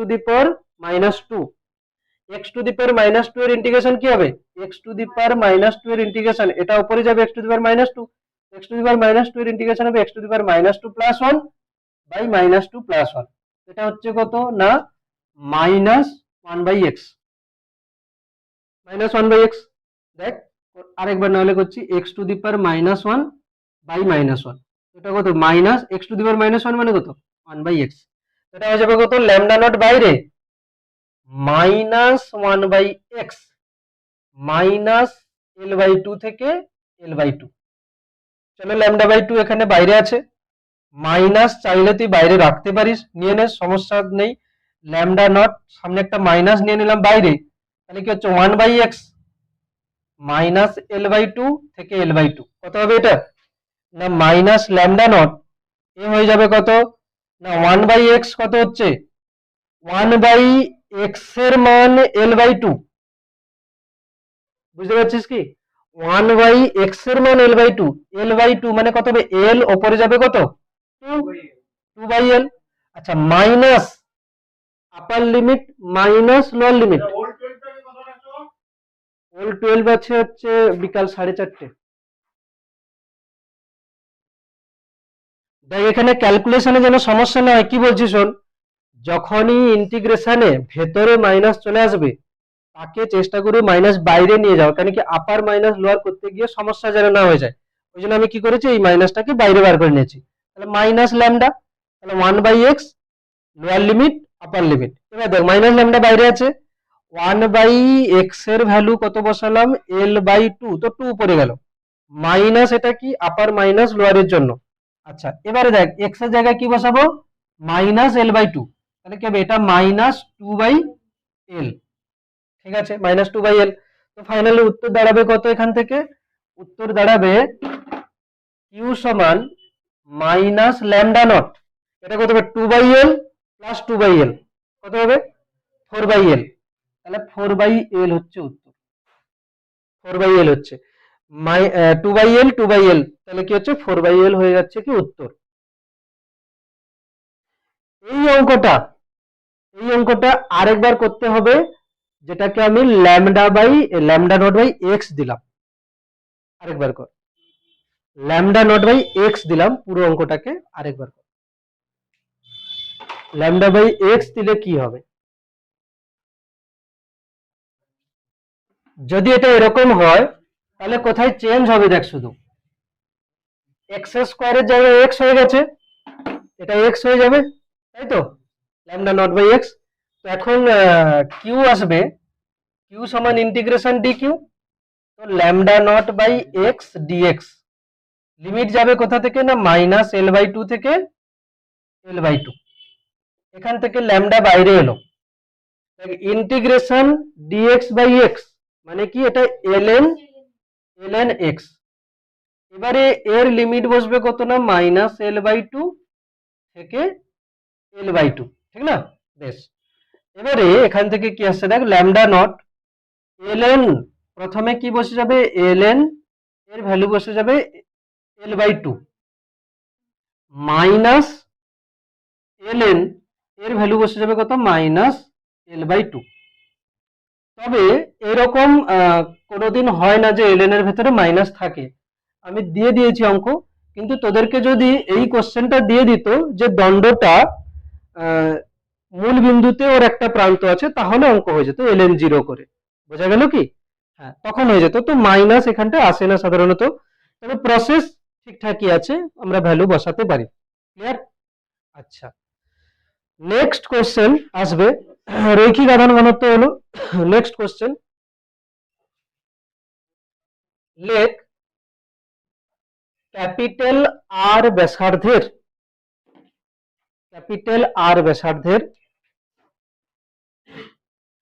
একটি নিরেট, ক্যাপিটাল আর ব্যাসার্ধের একটি নিরেট ধাতব গোলক ক্যাপিটাল আর ব্যাসার্ধের একটি নিরেট ধাতব গোলক এবং ক্যাপিটাল আর ব্যাসার্ধের একটি নিরেট অপরিবাহী গোলক।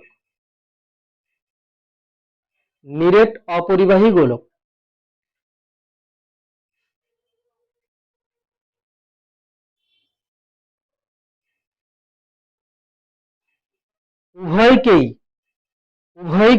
ক্যাপিটাল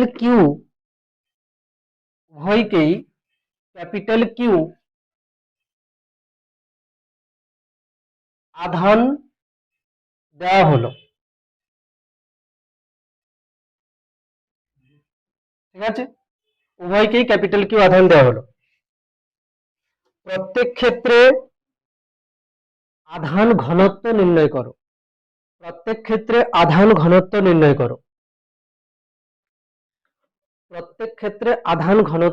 করো।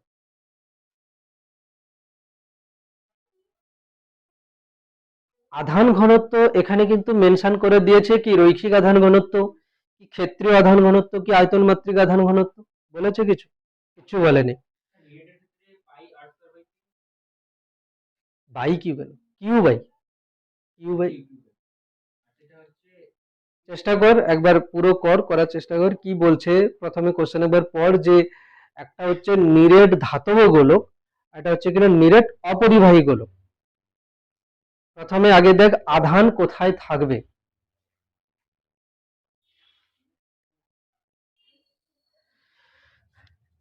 দেখ প্রথমে বলেছে কিনা এটা হচ্ছে কিনা নিরেট, এটা হচ্ছে ধাতু,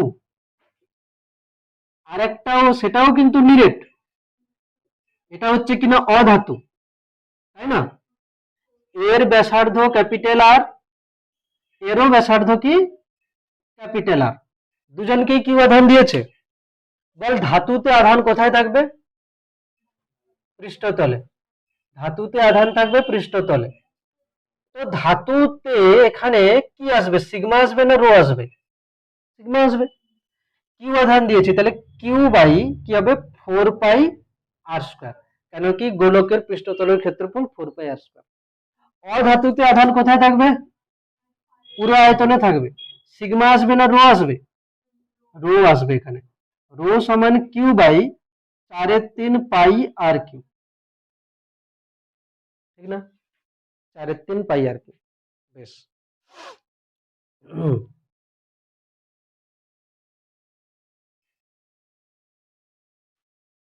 ঠিক আছে। চলো নেক্সট কোশ্চেন হচ্ছে, এইটা হলো নিরেট অধাতব গোলক,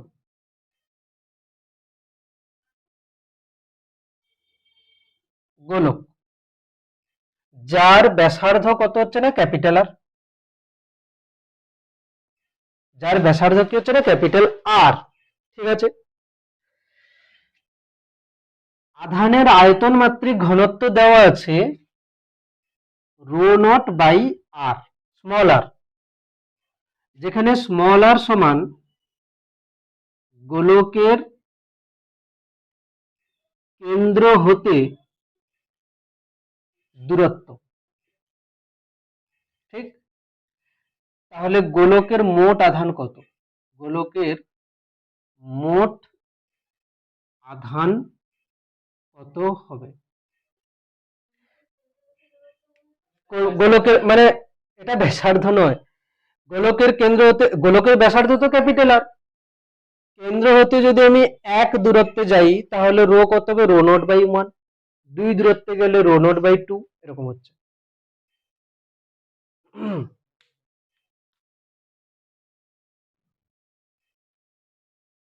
শোন এখানটায় প্রবলেম কি, আগে যেটা আমি বলছি একবার ভালো করে শুনে নে, অনেক জায়গায় কাজে লাগতে পারে। এক তো ডেরিভেটিভ মেথডে করা যায়, আমি যেভাবে বলছি সেটা দিয়েও মনে রাখা যায়। যেমন ধরো তোকে আমি একটা জিনিস বলছি, যেমন তোরা তো ক্লাস 10এও করেছিস, আমি একবার ক্ষেত্রফলের ব্যাপারটা বলে দিই। যে ধরো এটা হচ্ছে কিনা আর ব্যাসার্ধের, এটা হচ্ছে কিনা আর ব্যাসার্ধের হচ্ছে বৃত্ত হলো, ঠিক আছে, আর ব্যাসার্ধের বৃত্ত। এরপরে যদি আমি আর একটু বাড়িয়ে দিই dr করে আমি আবার একটা এরকম করি, তাহলে এর মাঝের যে ক্ষেত্রফল সেটা কত হবে। আমি এখন ক্ষেত্রফল বলছি, কিন্তু আয়তনে আমি যাচ্ছি না, এখন গোলকে যাচ্ছি না, আমি এটা একবার করে দিচ্ছি। এইটার ক্ষেত্রফল কত হবে। তোরা কি রকম করবি, তোরা এই পদ্ধতি অ্যাপ্লাই করিস যে বড় বৃত্তটার ক্ষেত্রফল পাই আর প্লাস ডি আর এর হোল স্কয়ার, কি বড় বৃত্তটার ক্ষেত্রফল পাই এটা মাইনাস ছোট বৃত্তটার ক্ষেত্রফল, এই একটা পদ্ধতি, তাই তো, এটা একটা পদ্ধতি। আরেকটা পদ্ধতি কি, এটাকে আমি কেটে দিলাম, এরকম করে কেটে দিয়ে সোজা করে যদি দেই তাহলে কি হবে দেখ, এর দৈর্ঘ্য কত আর, তাই না, আর প্রস্থ কত হবে এইটুকু বেদ যেটা ডিআর, এটা তো আয়তক্ষেত্রই এলো। দৈর্ঘ্য কত আর নয়, দৈর্ঘ্য হচ্ছে কত 2 পাই আর, পরিধি না, দৈর্ঘ্য কত বল 2 পাই আর। আমি যদি এটাকে কেটে সোজা করে দিই, এই পুরোটাই কি হবে এর দৈর্ঘ্য, দৈর্ঘ্য মানে পরিধি এখানে 2 পাই আর, আর বেদ কত হবে ডিআর, বেদ কত হবে ডিআর। তাহলে এর ক্ষেত্রফল কত হবে দেখ, ক্ষেত্রফল হবে 2 পাই আর ডিআর, বুঝা গেল। এখান থেকে ক্যালকুলেশন করে দেখবি এটাই আসবে, পাই এটা কত আসবে আর স্কয়ার প্লাস 2 আর ডিআর প্লাস ডিআর এর স্কয়ার মাইনাস পাই আর স্কয়ার। এখান থেকে দেখ পাই আর স্কয়ার প্লাস 2 পাই আর ডিআর প্লাস পাই, দেখ ডিআর এর স্কয়ার কত হবে জানিস 0, কারণ কি ডিআর যদি খুব ক্ষুদ্র হয় তার স্কয়ার নিলে এটা 0 হয়ে যাবে প্রায়, তো এটা এটা চলে যাচ্ছে, তাহলে মাইনাস পাই আর স্কয়ার, তাহলে পাই আর স্কয়ার কেটে গেল, দেখ কত হচ্ছে 2 পাই আর ডিআর। এটা ক্লাস 10 এ করা হয়েছিল। এখানে আমরা কিরকম মনে রাখবো, যে এটাকে যদি আমি কেটে যদি সোজা করে দিই তাহলে কত দৈর্ঘ্য আসবে 2 পাই আর, মানে বৃত্তের পরিধি। বলবি এটা এত মোটা, অ্যাকচুয়ালি এটা এত মোটা হয় না, অনেকটা সরু হবে, বোঝা গেল কি, যে ওই ডিআরটা কিন্তু খুব ছোট, আর এর তুলনায় ডিআরটা খুব ছোট হচ্ছে। তাহলে যদি তোকে এরকম ক্ষেত্রফল, এলিমেন্টারি ক্ষেত্রফল বার করতে বলে, তখন তুই কি করবি, বৃত্তের পরিধি, যে বৃত্তটা আমি নিয়েছি বৃত্তের পরিধি 2 পাই আর ইন্টু ডিআর। সেম যখন আমরা আয়তনের করতে যাব তখন কি আসবে দেখ, এবারে দেখ, তাহলে এলিমেন্টারি এরিয়া যদি এরকম কোশ্চেন আসে তাহলে ডাইরেক্ট কি করবি, যে বৃত্তের পরিধি 2 পাই আর ইন্টু ডিআর। এবারে ওই যে গোলকের ভেতরে যখন আমরা এলিমেন্টারি ভলিউম নিতে যাচ্ছি, মানে ডিভি নিতে যাচ্ছি, সেটা কি রকম হবে দেখ, তুই নিজে বল। দেখ আয়তন কি রকম করে, আয়তন হচ্ছে, আমি যদি বলি তোকে কোনো একটা মানে হচ্ছে প্লেট দিলাম, তার আয়তন বার করতে হবে, তুই কি ওই প্লেটের ক্ষেত্রফল গুণ কতটা উচ্চতা, তাই না। তো সেম আমি এখানে, আমার এখানে চাই কি, যে আমি আর দূরত্বে যাব গোলকের ভেতরে, এটা গোলক কিন্তু, গোলকের ভেতরে আমি আর দূরত্বে গেলাম, গিয়ে কি করলাম, ডিআর বেধের আবার একটা গোলক কল্পনা করলাম। তো ভেতরের গোলক আর বাইরের গোলকের মাঝে যে আয়তনটা সেটা আমার চাই, তাই না। সেম আমি কি করব, একে আমি কেটে দেব, কেটে দিয়ে কি করব, একটা সমতল করে দেব। যে সমতলটা আমি করব সেই সমতলের ক্ষেত্রফল কত আসবে বলতো, গোলকের যে ক্ষেত্রফল 4 পাই আর স্কয়ার, আর কতটা বেধ হবে বল, বেধ হবে কত, বেধ হবে ডিআর, কি বেধ কত হবে ডিআর হবে। তাহলে আয়তন কত হয়ে যাবে এখানে, আয়তন যেটা আমি ডিভি চাইছি, তাহলে কত হবে 4 পাই আর স্কয়ার ডিআর, বোঝা গেল কি।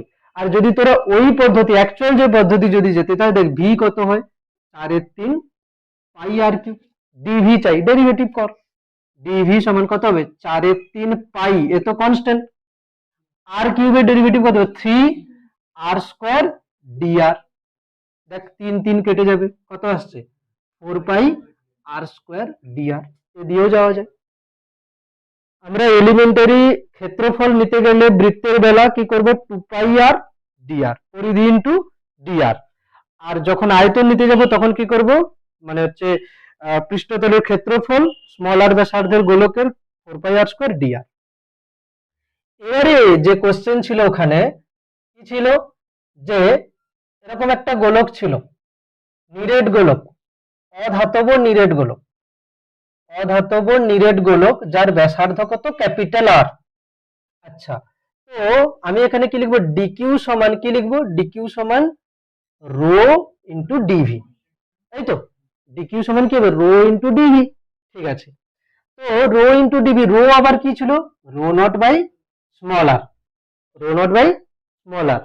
তো দেখ আমি কিরকম ভাবছি, এই গোলকটার ভেতরে আমি কেন্দ্র থেকে আর দূরত্বে গিয়ে একটা গোলক কল্পনা করেছি, তারপরে আবার একটা ডিআর বেদ বিশিষ্ট হচ্ছে গোলীয় খোলক কল্পনা করেছি।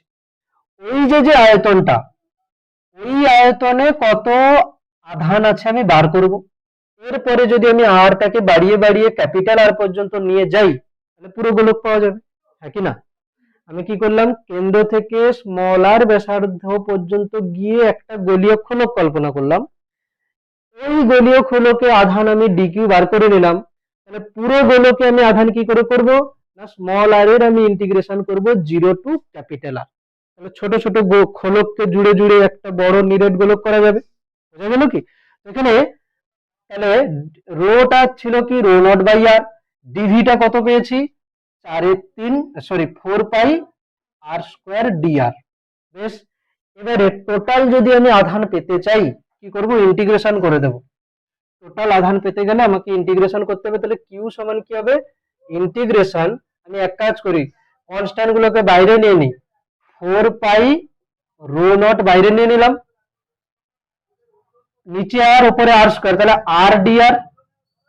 এবারে এখানে লিমিট কত হবে বল, আর এর limit 0 to capital R, 0 to capital R, ঠিক না, 0 to capital R, 4 pi rho naught, তাহলে কত হবে R square by 2, 0 to capital R, এটা হয়ে যাবে কত না 4 পাই রো নট, এখানে হয়ে যাবে কত না capital R square by 2 minus তো 0, এটা হয়ে যাবে কত না 2 pi rho not capital R square, 2 pi rho not capital R square.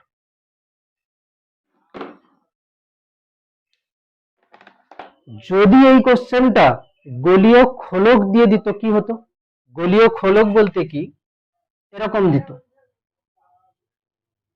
এরকম দিয়ে দিত, এই ব্যাসার্ধটা হচ্ছে আর1 আর বড় ব্যাসার্ধটা হচ্ছে কত না আর2, তখন কি হতো বলতো, আধান থাকবে কোথায়, এই জায়গাটাতে, তাই না। তাহলে তখন কি হবে, ইন্টিগ্রেশনটার শুধু লিমিট চেঞ্জ হয়ে যাবে, কিউ হয়ে যাবে কত না 4 পাই রো নট, ইন্টিগ্রেশন কত থেকে যাবে, আর1 থেকে আর2 ডিআর, অ্যান্সার যা আসবে। বোঝা গেল কি, এইগুলো করলে তোর কি হবে, ম্যাথের যে ভয় যেটা সেটা কেটে যাবে পুরো একদম। ঠিক আছে, আমরা কিন্তু দেখ আধান ঘনত্ব নিয়ে কতগুলো অঙ্ক করেছি, এর থেকে কঠিন কোনো অঙ্ক যাবে না। ঠিক আছে, এরপরে আমরা শুরু করব কুলম্বের সূত্র। ঠিক আছে,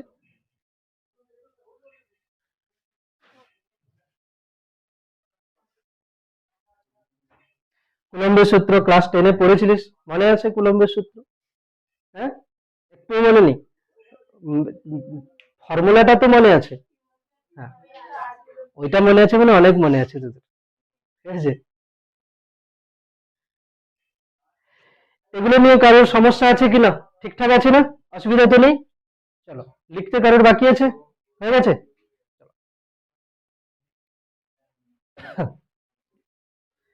হেডিং লেখ কুলম্বের সূত্র।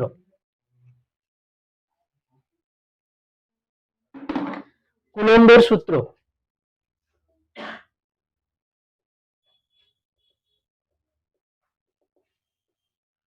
দুটি স্থির বিন্দু আধানের মধ্যে ক্রিয়াশীল আকর্ষণ বা বিকর্ষণ বলের মান আধান দুটির গুণফলের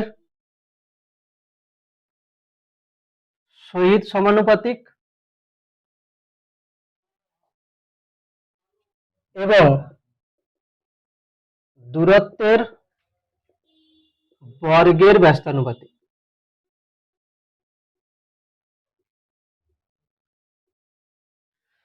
দুটি, দেখ প্রথম কথা এখানে মার্ক করা উচিত, দুটি স্থির, মানে আধান দুটোকে স্থির হতে হবে। আর কি না বিন্দু, বিন্দু আধান হতে হবে। দুটি স্থির বিন্দু আধানের মধ্যে ক্রিয়াশীল আকর্ষণ হতে পারে যদি অপোজিট হয় দুজন, অথবা বিকর্ষণ হতে পারে যদি একই রকমের দুটো আধান হয়।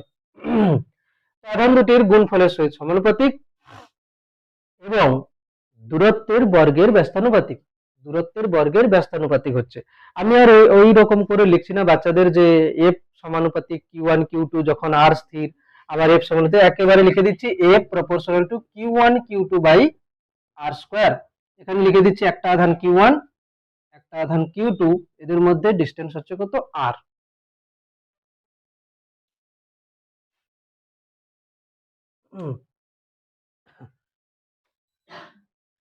সিজিএস পদ্ধতিতে শূন্য মাধ্যমের ক্ষেত্রে আমরা ফর্মুলা ইউজ করব এফ সমান শুধু Q1 Q2 by r square, কিছু থাকবে না। সিজিএস পদ্ধতিতে শূন্য মাধ্যমের ক্ষেত্রে কিছু থাকবে না, সামনেরটা 1 হয়ে যাবে, মানে ধ্রুবকটা 1। আচ্ছা, এসআই পদ্ধতিতে শূন্য মাধ্যমের ক্ষেত্রে এফ কত আসবে? 1/4 pi epsilon naught Q1 Q2 by r square. হ্যাঁ, এবারে শূন্য মাধ্যম ছাড়া অন্য কোনো যদি মাধ্যম হয়ে যায় তখন কি হবে? এসআই পদ্ধতিতে এটা কি শূন্য মাধ্যমের ক্ষেত্রে, তাই না? এসআই পদ্ধতিতে এটা লিখে দিচ্ছি শূন্য মাধ্যমের ক্ষেত্রে। শূন্য মাধ্যমের ক্ষেত্রে 1/4 পাই এপসাইলন নট হচ্ছে। আর এসআই পদ্ধতিতে অন্য কোনো মাধ্যমের ক্ষেত্রে যদি হয়, অন্য কোনো মাধ্যমের ক্ষেত্রে বলে দিচ্ছি সবগুলো, 1/4 পাই শুধু epsilon Q1 Q2 by r square. আচ্ছা, এখানে এপসাইলন হচ্ছে কি? এপসাইলন হচ্ছে মাধ্যমের তড়িৎ ভেদ্যতা, তড়িৎ ভেদ্যতা, ঠিক আছে। এপসাইলন নট কি? শূন্য মাধ্যমের তড়িৎ ভেদ্যতা, শূন্য মাধ্যমের তড়িৎ ভেদ্যতা। এপসাইলন হচ্ছে যে মাধ্যমের কথা বলছি সেই মাধ্যমের তড়িৎ ভেদ্যতা, এপসাইলন নট কি? শূন্য মাধ্যমের তড়িৎ ভেদ্যতা। আচ্ছা, যে মাধ্যমের অন্য কোনো মাধ্যম বলছি তার তো তড়িৎ ভেদ্যতা যা খুশি মান আসতে পারে, কিন্তু শূন্য মাধ্যমে তড়িৎ ভেদ্যতা ফিক্সড, ওটা আমরা মনে রাখতে পারি। এর হবে কত না 8.854 into 10 to the power minus 12, 8.854 into 10 to the power minus 12। এখন এসআই ইউনিট আমি বলছি, তুই নিজে বার করে বল কি হবে, এপসাইলন নটের এসআই ইউনিট কি হবে আমাকে বল। এপসাইলন নটের এসআই ইউনিট আমি যখন বার করতে যাব আমি কি লিখবো এখানে? এফ সমান, ফর্মুলাটা দেখ, এফ সমান একক মাত্রা চ্যাপ্টার, এফ সমান 1/4 pi epsilon naught Q1 Q2 by r square. আমার এপসাইলন নটের একক চাই, তো মাত্রাও চাই, আমি কি করব? এপসাইলন নটকে একা করব, তাহলে 1/4 পাই, নাকি না, Q1 Q2 by F R square, ঠিক কি না? একক কি হওয়া উচিত? 1/4 পাই তো কোনো একক নেই, তাহলে এর একক কি হওয়া উচিত? কুলম্বের square. Q1 coulomb, Q2 coulomb, কুলম্বের স্কয়ার। নিচে কি আসবে? Newton metre square. চলো লিখে না, coulomb square newton to the power, বা এরকম লিখতে হবে বাই নিউটন মিটার স্কয়ার। আমাকে মাত্রাটা লিখে দে, এপসাইলন বা এপসাইলন নটের মাত্রা কি হবে? এখান থেকেই মাত্রা চলে আসবে না, এখান থেকেই মাত্রা চলে আসবে। এপসাইলন নট বা এপসাইলনের মাত্রা কি আসবে? কুলম্ব আধান, আধানের মাত্রা আগের দিন বলেছিলাম আইটি, তাহলে আইটি স্কয়ার, তাহলে কি হবে? I square T square. আচ্ছা, নিউটন মানে বল, কত হবে? ml T to the power minus 2। নিচে আছে মিটার স্কয়ার, মানে কি হবে? L square. চলো সবগুলোকে একসঙ্গে নিচ্ছি, এম চলে যাবে উপরে, M to the power minus 1, L L নিচে এল কিউব আছে, L two the power minus 3। টি কত হবে? টি টু দি পাওয়ার 4 হবে, উপরে 2 ছিল, এখান থেকে যাবে T to the power 4 I square. এটা হলো কি না এপসাইলন নটের মাত্রা।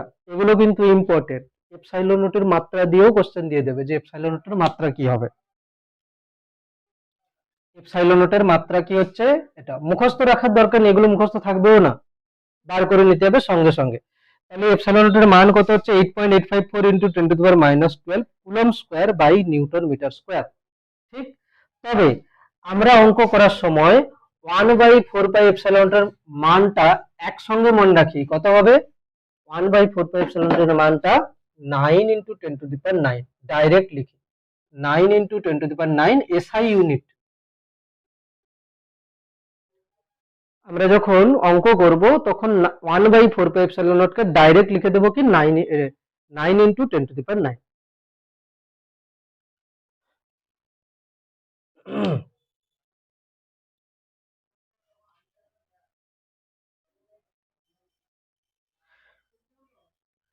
যদি বলে কুলম্বের সূত্র প্রয়োগের শর্ত কি, কি বলবি, আধান দুটোকে স্থির হতে হবে, আধান দুটো বিন্দু হতে হবে, ঠিক না? তাহলে বলবি যে এত বড় বড় যে বস্তু হচ্ছে তাদের ক্ষেত্রে আমরা তাহলে কুলম্বের সূত্র কি করে কাজে লাগাবো, আলাদা আলাদা করে বল বার করব, দিয়ে ভেক্টর যোগফল করব। বোঝা গেল কেন, বল বার করব দেন ভেক্টর যোগফল করব। এবারে আমরা লিখব যে কুলম্ব যে বলটা হচ্ছে তার কিছু বৈশিষ্ট্য আমরা লিখব, লাইক কুলম্ব বলের বৈশিষ্ট্য, কিছু বৈশিষ্ট্য আমরা দেখে নিচ্ছি। কুলম্ব বলের বৈশিষ্ট্য, কুলম্ব বলের বৈশিষ্ট্য,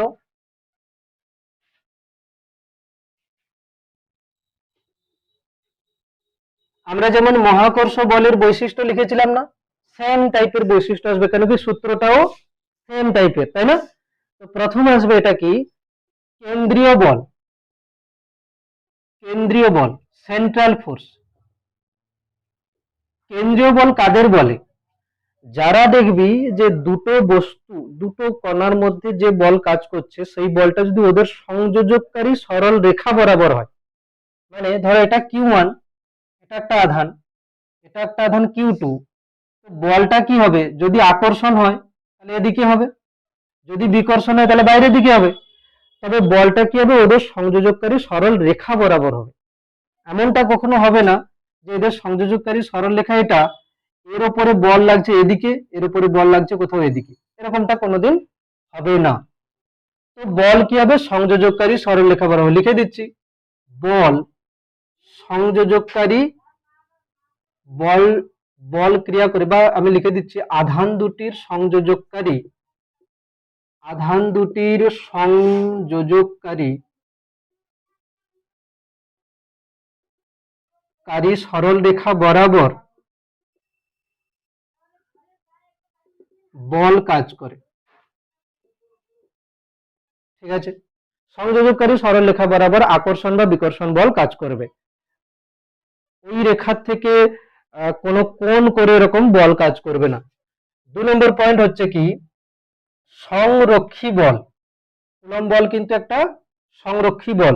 সংরক্ষী বল সম্বন্ধে আমরা কিন্তু ডিটেইলসে অনেক কিছু বলেছিলাম, সংজ্ঞা পড়েছিলাম, সংরক্ষী বলের জন্য পোটেনশিয়াল এনার্জি বার করেছিলাম, আর এটাও বলেছিলাম সংরক্ষী বল হলেই সেখানে বিভবের ধারণা আসবে, স্থিতিশক্তির ধারণা আসবে। এই জন্য আমরা কোথায় কোথায় বিভব বার করেছিলাম, মহাকর্ষ চ্যাপ্টারে বিভব বার করেছিলাম, কেন কি মহাকর্ষ বল একটা সংরক্ষী বল, স্প্রিং বল একটা সংরক্ষী বল, তার জন্য আমরা কিন্তু বিভব বার করেছিলাম।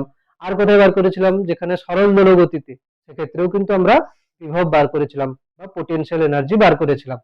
তো নিশ্চয়ই তাহলে কুলম্বের বল যদি সংরক্ষী বল হয় তাহলে এখানেও কিন্তু একটা বিভবের ধারণা আসবে। আর ঠিক পরের চ্যাপ্টারে আছে কি তড়িৎ বিভব। বোঝা গেল, তো সংরক্ষী বল হচ্ছে এটা। আর কি বৈশিষ্ট্য হতে পারে এটা, এটা হচ্ছে কি বলবো যে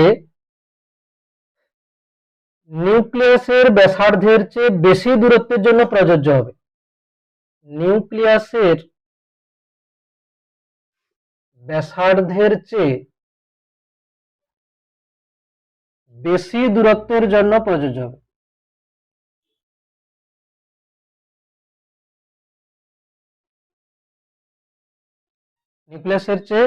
নিউক্লিয়াসের ব্যাসার্ধের চেয়ে বেশি দূরত্বের জন্য প্রযোজ্য হবে।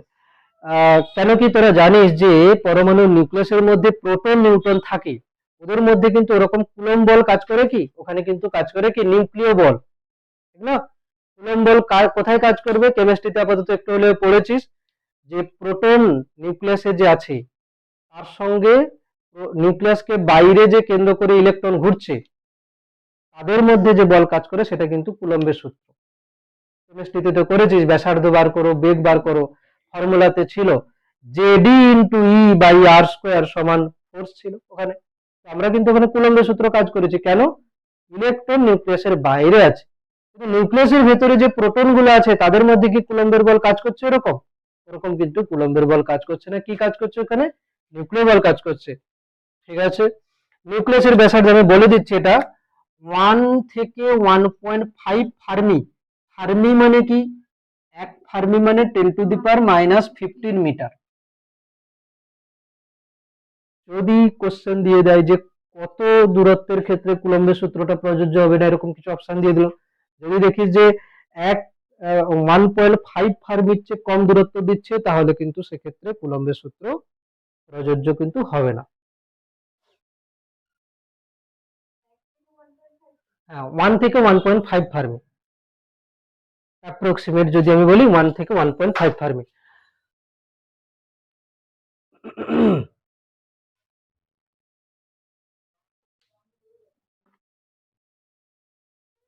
ঠিক আছে, হলো এটা, বেশ।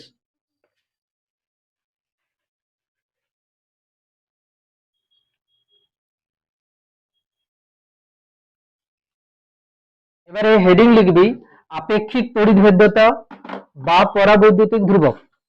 আপেক্ষিক তড়িৎভেদ্যতা বা পরাবৈদ্যুতিক ধ্রুবক। আপেক্ষিক তড়িৎভেদ্যতা বা পরাবৈদ্যুতিক ধ্রুবক।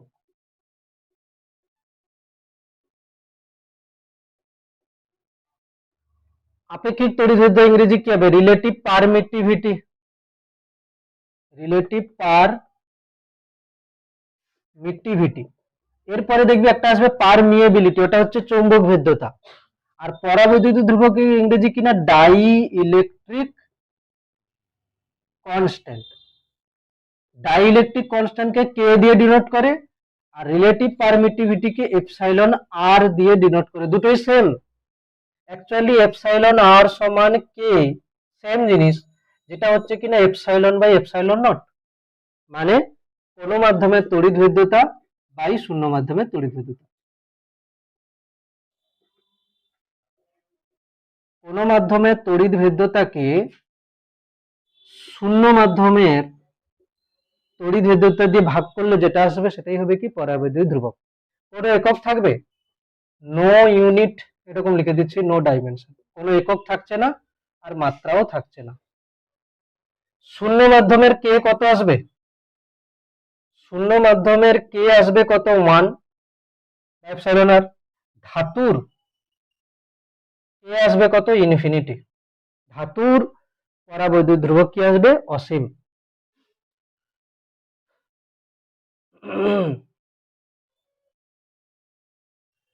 আপেক্ষিক তড়িৎভেদ্যতা বা পরাবৈদ্যুতিক ধ্রুবক বা ডাইইলেকট্রিক কনস্ট্যান্ট কি হচ্ছে না, কোন মাধ্যমের তড়িৎভেদ্যতা এবং শূন্য মাধ্যমের তড়িৎভেদ্যতার অনুপাত হচ্ছে কি না, এটা যেটা হচ্ছে কিনা পরাবৈদ্যুতিক ধ্রুবক। এটা শূন্য মাধ্যমের ক্ষেত্রে কে কেন 1 হয়ে যাবে? মাধ্যমটাই এখন শূন্য মাধ্যম, epsilon naught by epsilon naught কেটে গেলে 1 হবে।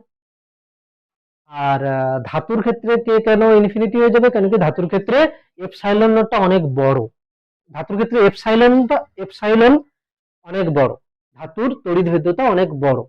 তড়িৎ ভেদ্যতা মানে কি? যার মধ্য দিয়ে তড়িৎ বলরেখা খুব বেশি পরিমাণে যাবে, তো ধাতুর মধ্য দিয়ে খুব বেশি পরিমাণে যায়, এই জন্য এপসাইলন ইনফিনিটি হচ্ছে প্রায়। হ্যাঁ, এবারে পদার্থের প্রকৃতি থাকে, কারোর বেশি কারোর কম হবে, আপাতত ধাতুর ক্ষেত্রে আমরা কি ধরে নেব? ইনফিনিটি ধরে নিচ্ছি। ক্লিয়ার?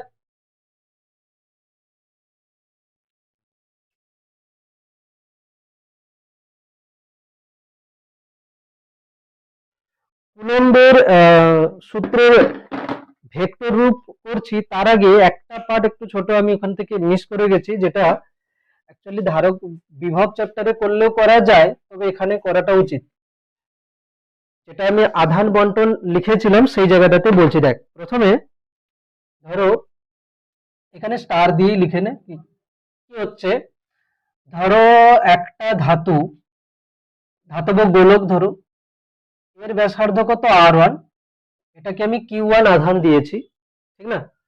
আর একটা ধাতব গোলক যার ব্যাসার্ধ কত না R2, আর একে আমি কি দিয়েছি Q2 আধান দিয়েছি। ক্লিয়ার? এবার আমি কি করলাম, এদেরকে পরস্পরের সংস্পর্শ করালাম, ঠিক না। এদেরকে পরস্পরের সংস্পর্শ করালাম, করালে কি হবে, এদের মধ্যে আধান বন্টন হবে। আধান বন্টন মানে কি, আধানের প্রবাহ হবে এর থেকে ওটাতে বা এটার থেকে এটাতে যাবে। তো কতক্ষণ চলবে এটা, যতক্ষণ না এদের সমান আধান নয়, না বিভব সমান হয়। তড়িৎ প্রবাহ কার জন্য হয়, বিভবের জন্য হয়। যত সময় না এদের বিভব সমান হয়ে যায় তত সময় কিন্তু চলতে থাকবে। ক্লিয়ার? তো বিভব সমান হলে তবে গিয়ে হবে। আর আমরা জানি যে বিভব, কোন একটা গোলকের বিভবের ফর্মুলা হচ্ছে ভি সমান কত না কে, এটার হচ্ছে আধান বাই এর ব্যাসার্ধ। তুই চাইলে এটাকে কে কে 1/4πε রাখতে পারিস, ঠিক আছে। আমি লাগছি এটা 1/4πε।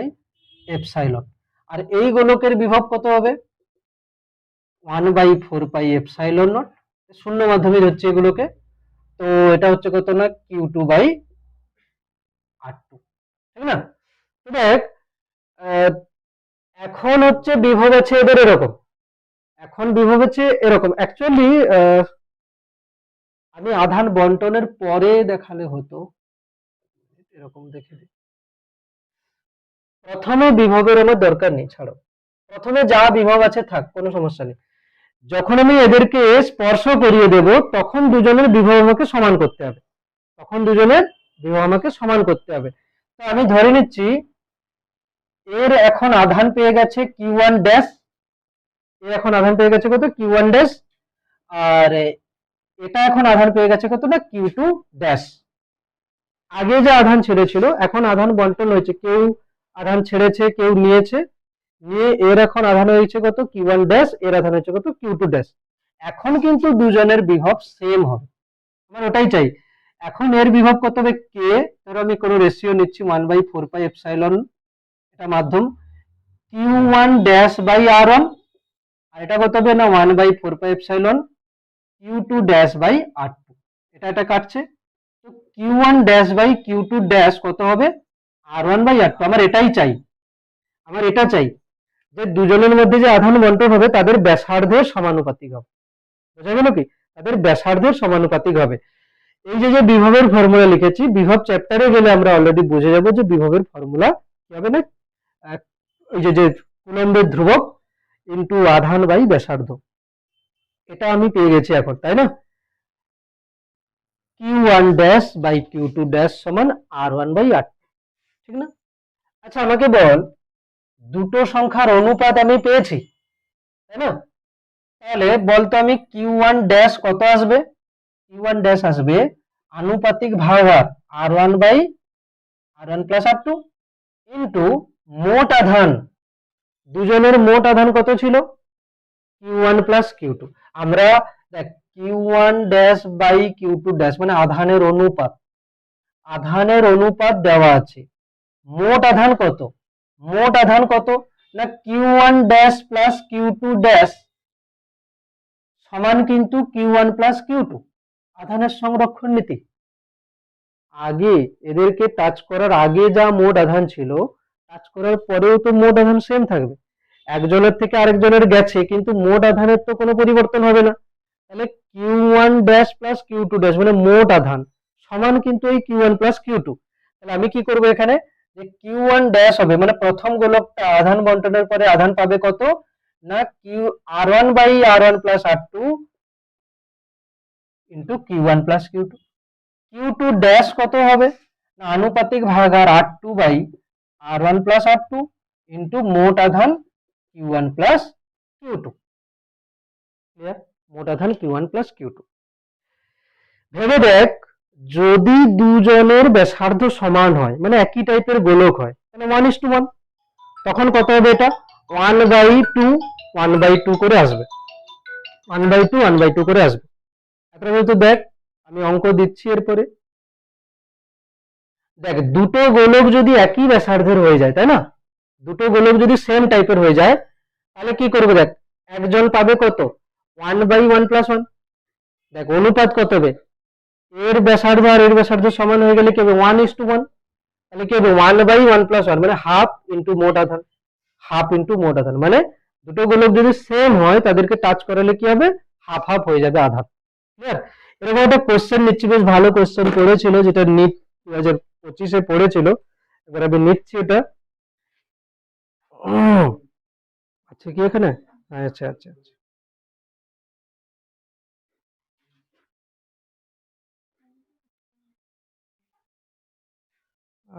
বল দিয়েছিল না?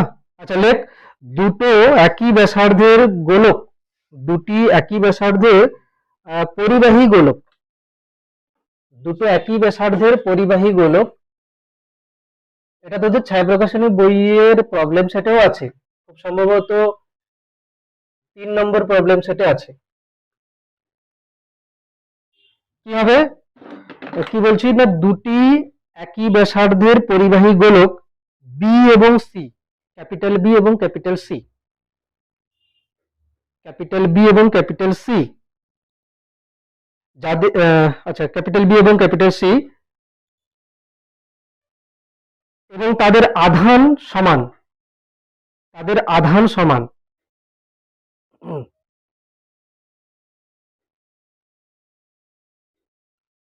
পূর্ণচ্ছেদ। যখন একটি নির্দিষ্ট দূরত্বে গোলক দুটিকে রাখা হয়, যখন একটি নির্দিষ্ট দূরত্বে গোলক দুটিকে রাখা হয়, যখন একটি নির্দিষ্ট দূরত্বে গোলক দুটিকে রাখা হয়,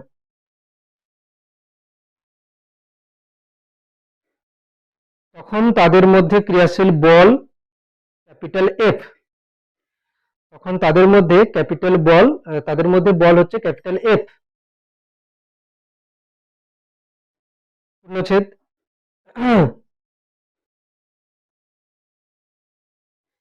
একই ব্যাসার্ধের, একই ব্যাসার্ধের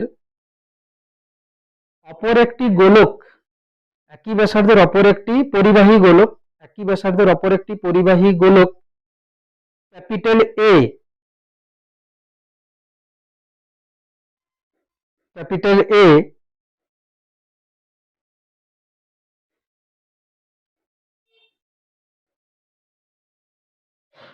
ক্যাপিটাল এ কে বি এর সঙ্গে সংস্পর্শ ঘটানো হলো, বি এর সঙ্গে সংস্পর্শ ঘটানো হলো,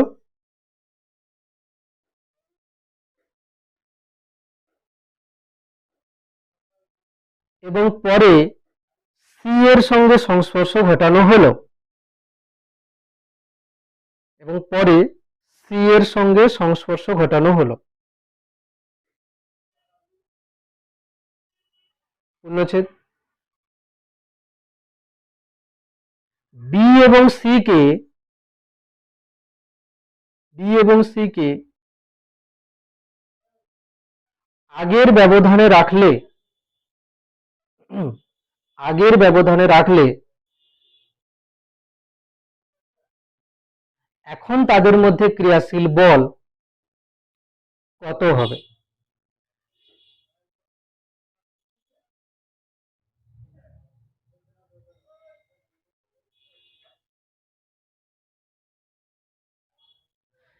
লিখে নে, এক্ষেত্রে এ গোলকটি অনাহিত ছিল, এক্ষেত্রে এ গোলকটি প্রথমে কিন্তু অনাহিত ছিল, এক্ষেত্রে এ গোলকটি অনাহিত ছিল।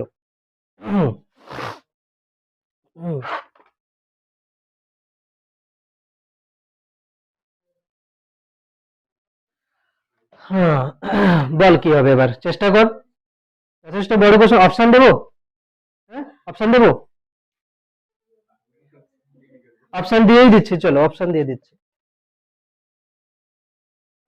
2025-এর কোশ্চেন খুব কঠিন এসেছিল জানিস, এটা সেই কোশ্চেন, বাট এটা কঠিন কোশ্চেন নয়, চেষ্টা করলে করা যাবে। হ্যাঁ, এগুলো কঠিন কোশ্চেন নয়। 3f/4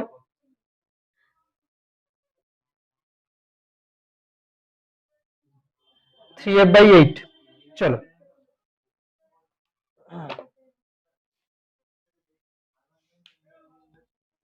কোশ্চেনের ল্যাঙ্গুয়েজ আগে বোঝার চেষ্টা কর, তারপরে কি হচ্ছে।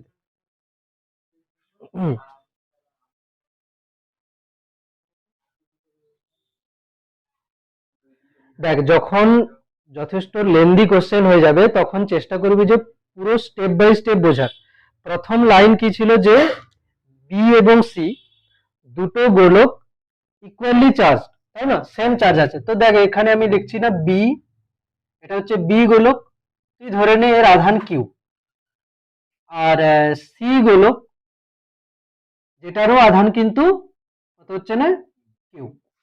সি গোলকের আধানও কিউ, ঠিক না। গোলক দুটো কিন্তু একই ব্যাসার্ধের, মানে একই রকম। তো এখন এদের মধ্যে বল কত হবে লিখে নে। আমি না ধ্রুবককে কে লিখে দিচ্ছি পুরো, হ্যাঁ, কে, মানে 1/4πε লিখছি না, কে লিখে দিচ্ছি। কে বলতে ওই রকম কে ভাবিস না যেটা পরাবৈদ্যুতিক ধ্রুবক ছিল। তো এটা হচ্ছে কি কে ড্যাশ রাখতে পারিস। আমরা তো শর্টে ক্যালকুলেশন করছি না, আমাদের তো দেখাতে হবে না। তো কিউ ইন্টু কিউ কত হবে, Q square by r square. এটা যে প্রথম যে বল দিয়ে রেখেছে এফ, তার মান, ঠিক কিনা বল। বেশ, এবারে যে গোলকটা এ ছিল, এ গোলক যেটা ছিল সে কিন্তু নিস্তড়িত ছিল, তাই না। এ গোলক ছিল নিস্তড়িত। প্রথমে হলো কি, এ গোলকের সঙ্গে কাকে টাচ করিয়েছে, বি কে। এ গোলকের সাথে বি কে টাচ করিয়েছে, বেশ, বি গোলককে টাচ করিয়েছে। বল এ আর বি এর মোট আধান কত, কিউ। তাহলে কি এ তে তো কোনো আধান নেই, আর বি এর আধান কত, কিউ। তাহলে দুজনের মিলে মোট আধান কত, কিউ। তাহলে এখন এ পাবে কত, এ পাবে কিউ/2, আর বি পাবে কত, কিউ/2, নাকি না। তাহলে বি এর আধান হয়ে গেল এখন কত, কিউ/2। ঠিক আছে, এবারে এ গোলকটাকে সরিয়ে নিল।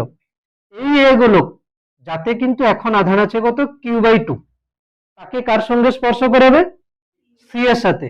সি এর আধান কত, কিউ। বল দুজনের মোট আধান কত, 3q/2। দুজনের মোট আধান কত, 3q/2। তাহলে স্পর্শ করিয়ে দিলে এখন এ পেয়ে যাবে কত, 3q/4, আর সি পেয়ে যাবে কত, 3q/4, হ্যাঁ কি না বল। কেন কি দুজনের একই ব্যাসার্ধ, মোট আধান হচ্ছে কত, 3q/2। তো এ পেয়ে যাবে মোট আধানের হাফ, সিও পেয়ে যাবে মোট আধানের হাফ, কেন কি দুজনের ব্যাসার্ধ সেম। আচ্ছা, এবারে আমি সি কে এখানে রেখে দেবো। সি এর আধান কত, 3q/4। এদের মধ্যে গ্যাপ কত ছিল, আর। তাহলে এখন বল কত হবে, এখন বল হবে কে, দুজনের আধান কত, একজনের আধান কিউ/2, আর একজনের আধান কত, 3q/4, আর নিচে তো আর স্কোয়ার আছে। তাহলে কত হবে, কে কিউ²/আর, এটাকে ক্যালকুলেশন করে নিলে কত হবে, 3/8। উত্তর হয়ে যাবে কত, 3/8f। বোঝা গেল, 3/8f হচ্ছে।